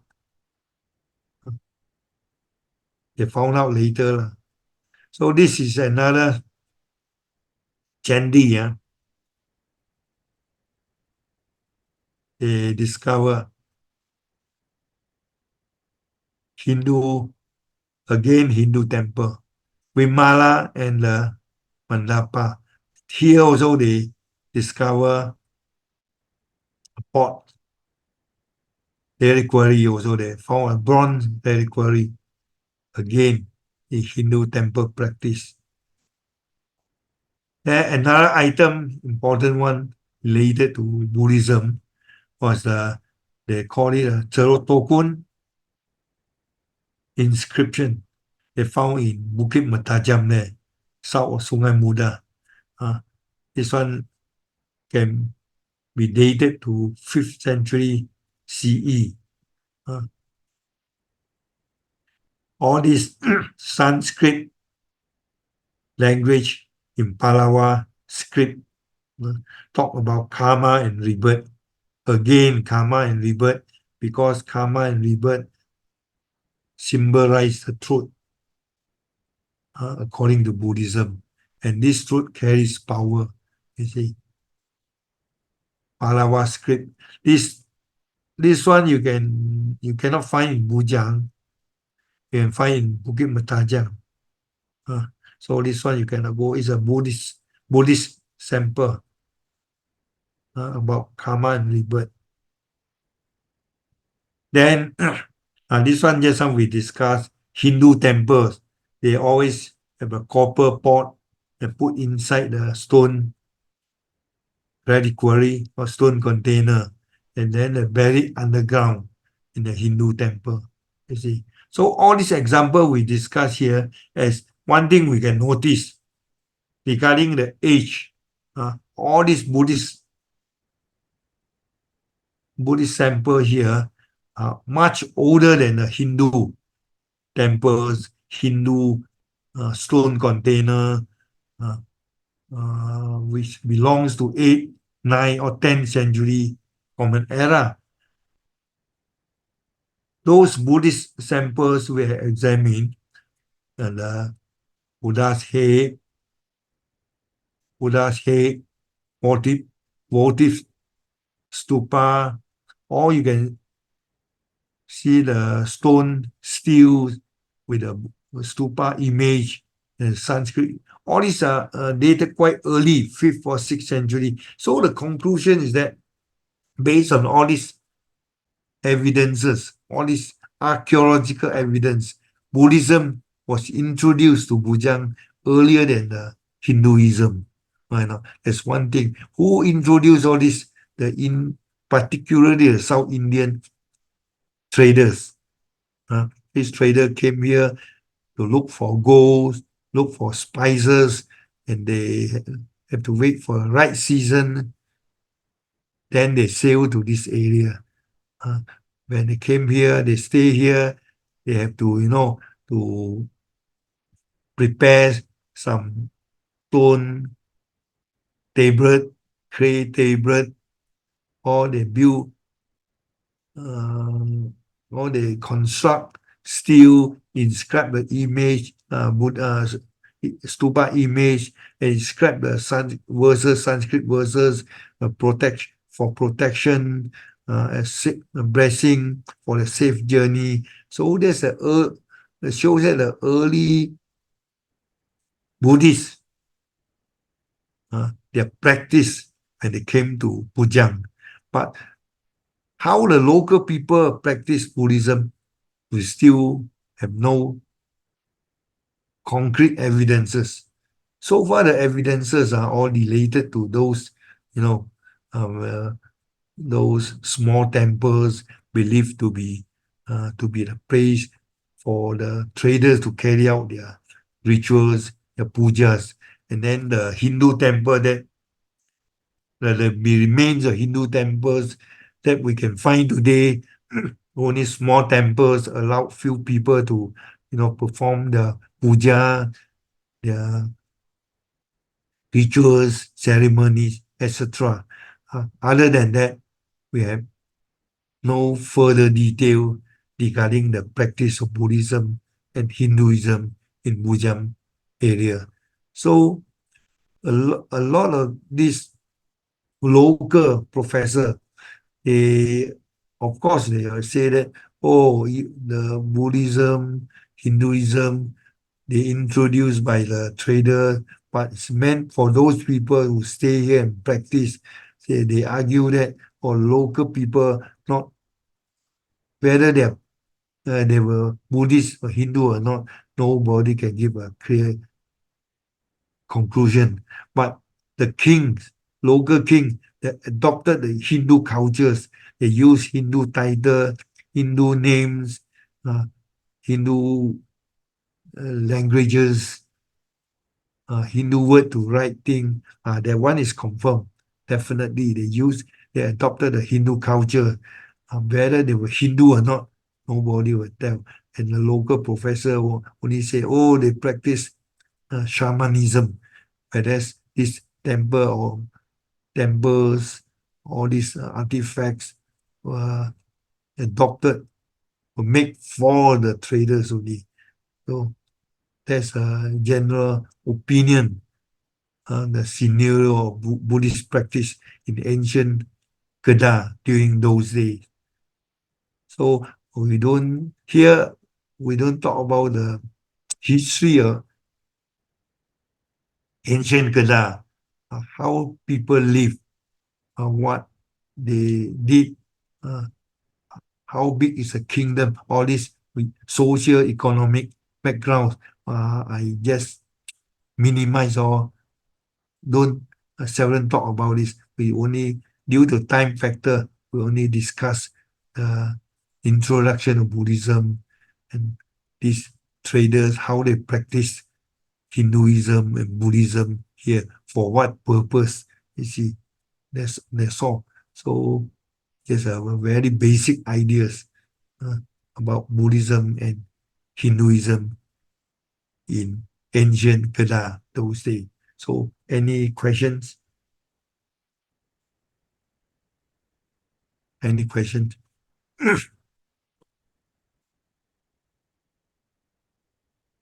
This tonight's talk only a very narrow aspect of ancient Kedah. Ignore those economic activity, trading activity, and the social background of the Kedah people. You see? Brother, yeah. Yeah. Mr. Ko, Brother Ko, yes. Yeah.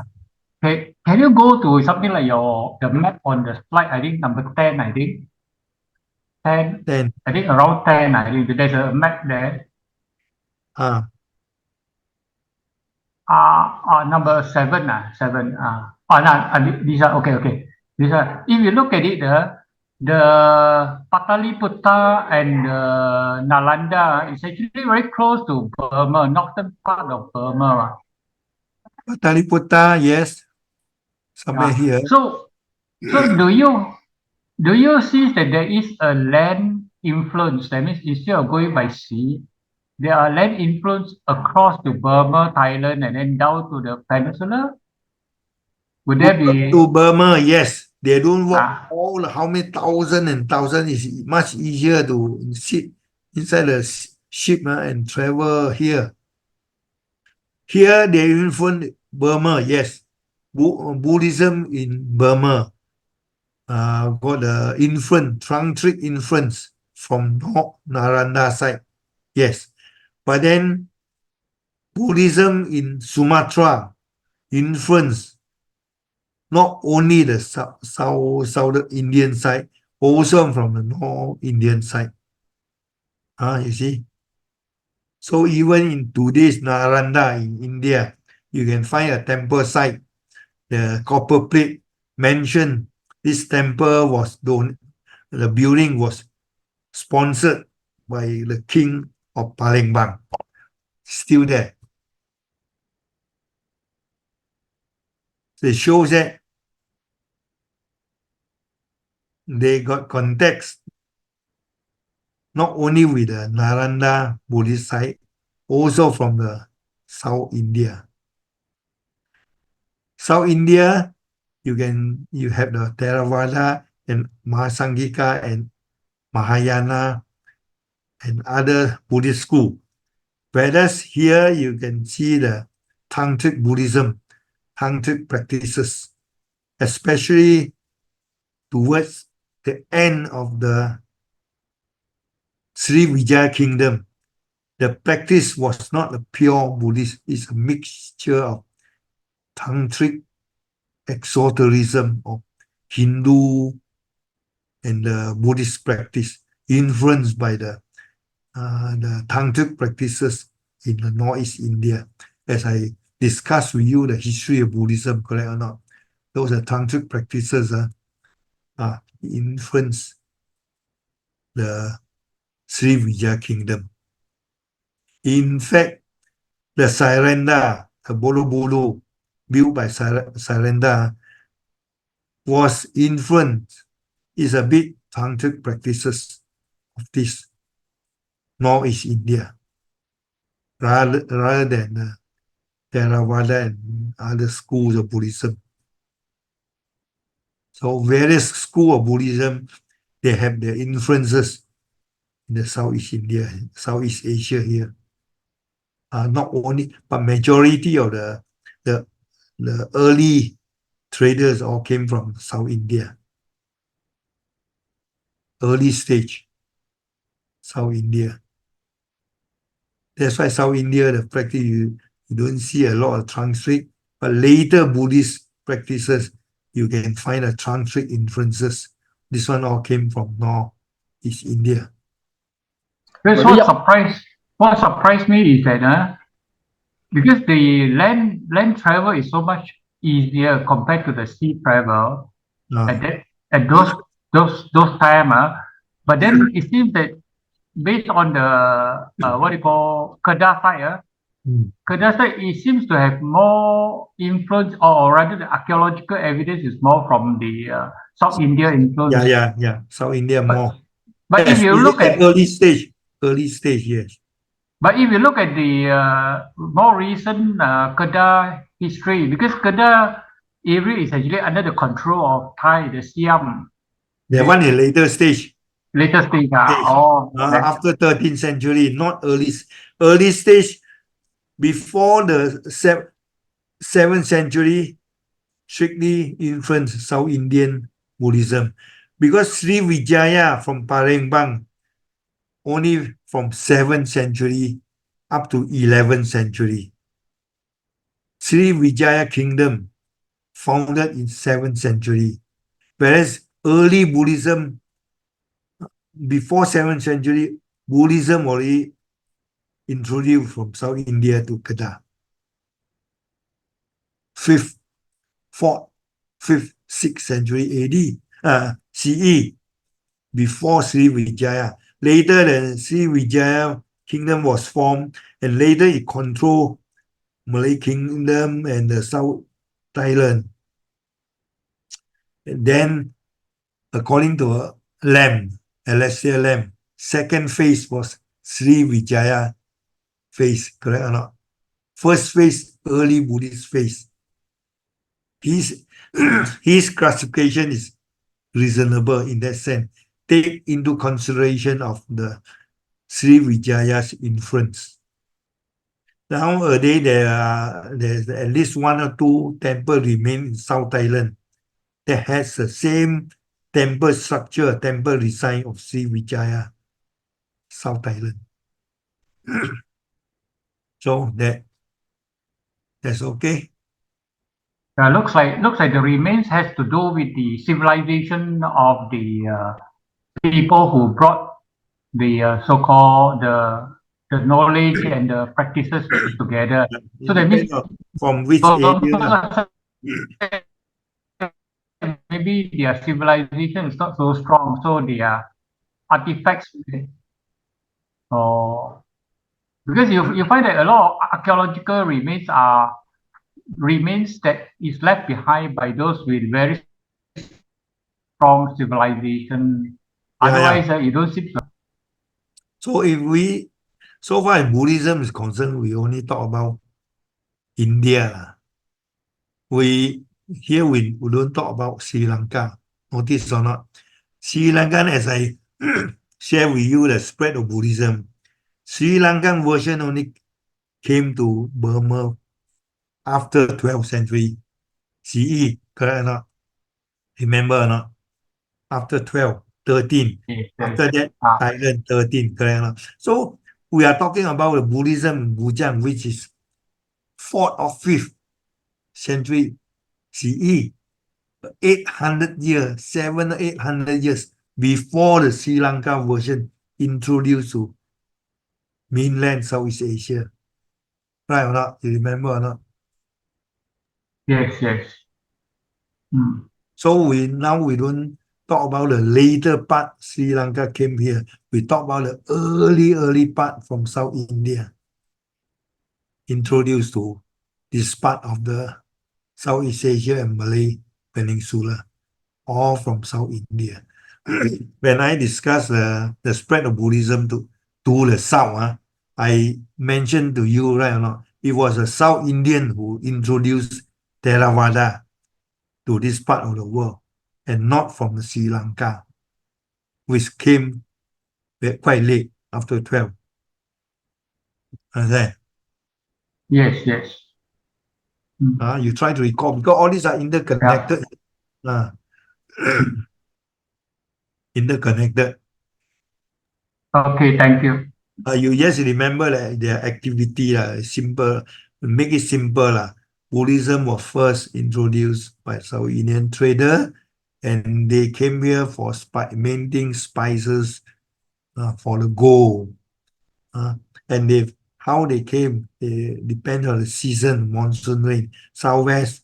Then after a few months later, when the northeast monsoon blew, then they only went back, sailed back. So in between, they have to spend few months in this area. They got what other thing they do? They did perform puja, religious activity. Why? First thing is their faith. Second thing, they need the blessing. They need to go back safely. Correct or not? Why they need to go back? Perform this evidence from the stone tablet, stone block engraved with the blessing, the wordings, all these things, right? And they place it near the seaside, before they sail back. That's why here the archaeologists managed to find out all these stone block. They carry all the blessing, the truth. Why they engrave with the Buddha's teaching, the truth? Because they believe it carries power. Buddha's truth carries power. And they give them blessing, when they sail back to India. And Buddha Gotha's blessing, the stone, left behind and found by the archaeologists nowadays. At least 3 pieces. One is missing. One kept in Calcutta, India. One in Mujang Museum. So the whole purpose. After some time, Hinduism was introduced. And you can see all the remains of Hindu temple. Now they reconstructed the whole thing there. But Buddhist temple, they couldn't find the exact samples. You see, whole thing crumbles. They can only found the remains. They found the artifact, Buddha statues, sculptures, the votive stupas, tablets. That's all. So 12th centuries CE, the Kedah rulers converted into Islam. Then the whole temple, Hindu temple, Buddhist temple, were deserted until today. You see? Yes, anything? And how to prove that these artifacts or all these religions, Buddhism or Hinduism, as I told you, the aging, depends on the carbon dating to prove Buddhism was introduced during the 4th or 5th century. And from the script, they found out this Pallava, which belongs to South India, and the Buddha image, Buddha's teaching, credos, tema. So all these are evidence of Buddhism, you see, and the evidence of these things came from South India. So it's how the archaeologists can prove the presence of Hinduism and Buddhism, and from where it was introduced. And this thing happened during what period, which period, also they can prove out, you see. So whole thing, yes, very simple. Just get this few relevant data, that's all. Then you can clearly have an ideas. Buddhism, the presence of Buddhism, Hinduism in Kedah. The only thing that people cannot prove 100% is that whether the population, the peoples, the Buddhists or not.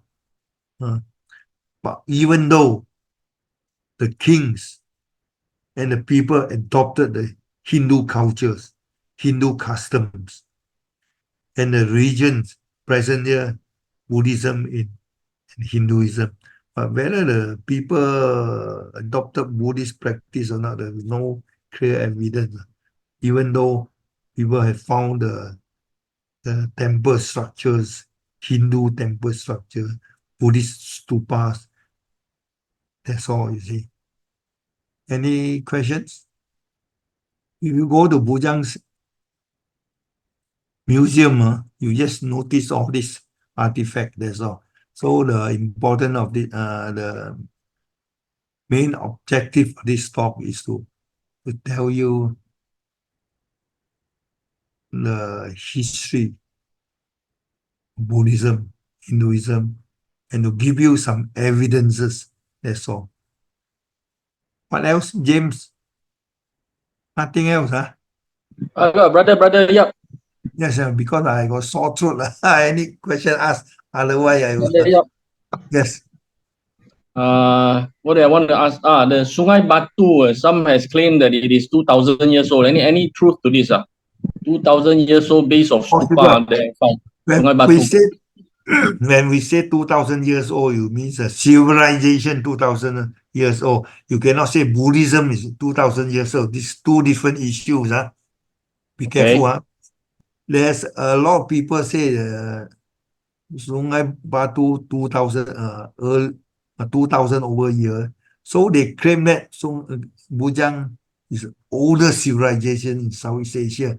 This is not valid because last month there's a new announcement in Kalimantan, Indonesia.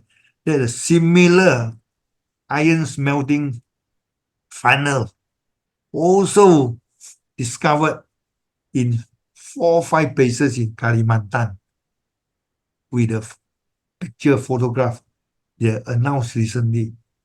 So the Indonesian, the netizen, the laugh of Malaysian, they always say Malaysian claim this, others claim that. Now, our latest discovery also shows that iron smelting funnel also discovered in Kalimantan as early as old as Bujang.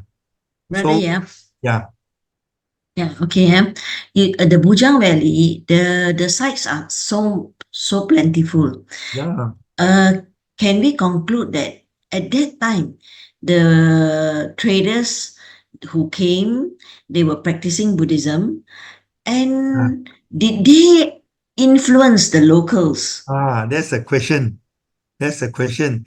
But the very fact that the traders were Buddhist or Hindu, that one is Okay. undeniable facts. Because they came here, they built a temple with a lot of remain evidence that we can see today, correct or not? Hmm. We can't deny that. The Indian who came here were Buddhist, early batch, later batch Hindu also came. That's a fact. The rulers adopted the Hindu culture ceremony. That's also fact. Okay. But religions-wise, for the local, whether they follow or not, the one so far, historian and archaeologists, they remain silent. Because Oh, if you want to prove the local people, the public local people also practice, you need to find a lot of this, instead of small temple for the traders, must show that related to the local people. You see, for example, I give you one example. In Chinese record, when they talk about Buddhism in Lower Burma, talk about Buddhism in Cambodia. Those days they don't call Cambodia. They call Funan. In a Chinese text, they describe very clearly. Those people in Funan, the people, not trader, the people, not only they wear the clothing similar to those Indian, they use an Indian name that's cultural. They also practice Buddhism or Hinduism. The local people practice Hinduism or Buddhism as written clearly black and white in the Chinese record. And the Chinese record dated 1,000 over years record. There is very good so-called textual evidence. But so far Kedah is concerned, we don't have a text, Chinese text, to describe all the Indian text. Unfortunately, the Hindu people they never come here and write, record, travel logs or memoir. Yes, the Chinese, they are very good in doing it. Everywhere they went, what they saw, they write down. Yeah, the Shenzhuang, Huashan, they went to India, saw everything, everything in detail. Then they went back, they prepare all the memoir, travel log. That's why people got a lot of evidences So the Chinese went to the Lanka Suka, went to Funan, Champa, they have all this clear record. But very few came to Kedah, except Yi Jing, the pilgrim monk. He came 8th or 9th century. He stayed there shortly, few months only, before he went to India. That's it. No description about how local people practice. That's important. So far, no texture evidence, no texture description as to how local people, practice. See? So the archaeologists today believe that the temple remains, those artifacts were, were practiced by or performed by the Indian traders. They only absent of whether local people or not. Nobody knows. You see. So the local professor always argue that, Kedah not Buddhist country.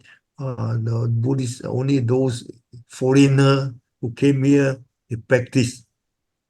That's different from the local people practice and those foreign merchant practice. See, temple built by the foreigners or local help them to build, but it's meant for foreigner to perform the puja. They are very clear when they argue about this Buddhist practice, you see. So only thing is absent a very straightforward description whether the local people practice or perform all this religious activity or not. Because from Thank you. from evidence you can't prove that, from all these remain whether local perform or foreign trader. But foreign trader definitely they were Buddhist or Hindu. But local, they can't, no concrete evidence. They say Okay. unlike those texts that describe the Funan, Cambodia, they describe the Burmese. That one is different textual evidence, written clearly. Okay. Then, brother, the one in Pengkalan Ipoh, is it an isolated discovery? You can say isolated, but all related because they found it in Bido, they found it in Okay. Siput, they found in Kedah. They mining, tin mining, lulang, the machine, wash, then the big item separated, correct or not? From there, they found out, the statue. So but they couldn't find any temple remains except the statue, copper, a bronze statue only. Okay. Building wise, the Kedah you can find a lot, especially the Hindus remain. Buddhist, Hindu temples quite a lot, but Buddhist very few. But Buddhist Buddha image, those articles, you can find a lot. But Buddhist temple, latest one in Cholas, Bukit Cholas, that's still under excavation. That one, when they have completed the whole thing, then we have another story. But so far up to today, we can't say. We can up to today, those evidences available to us, we can give you a very clear picture whether the local people also practice or not. All right. Thank you.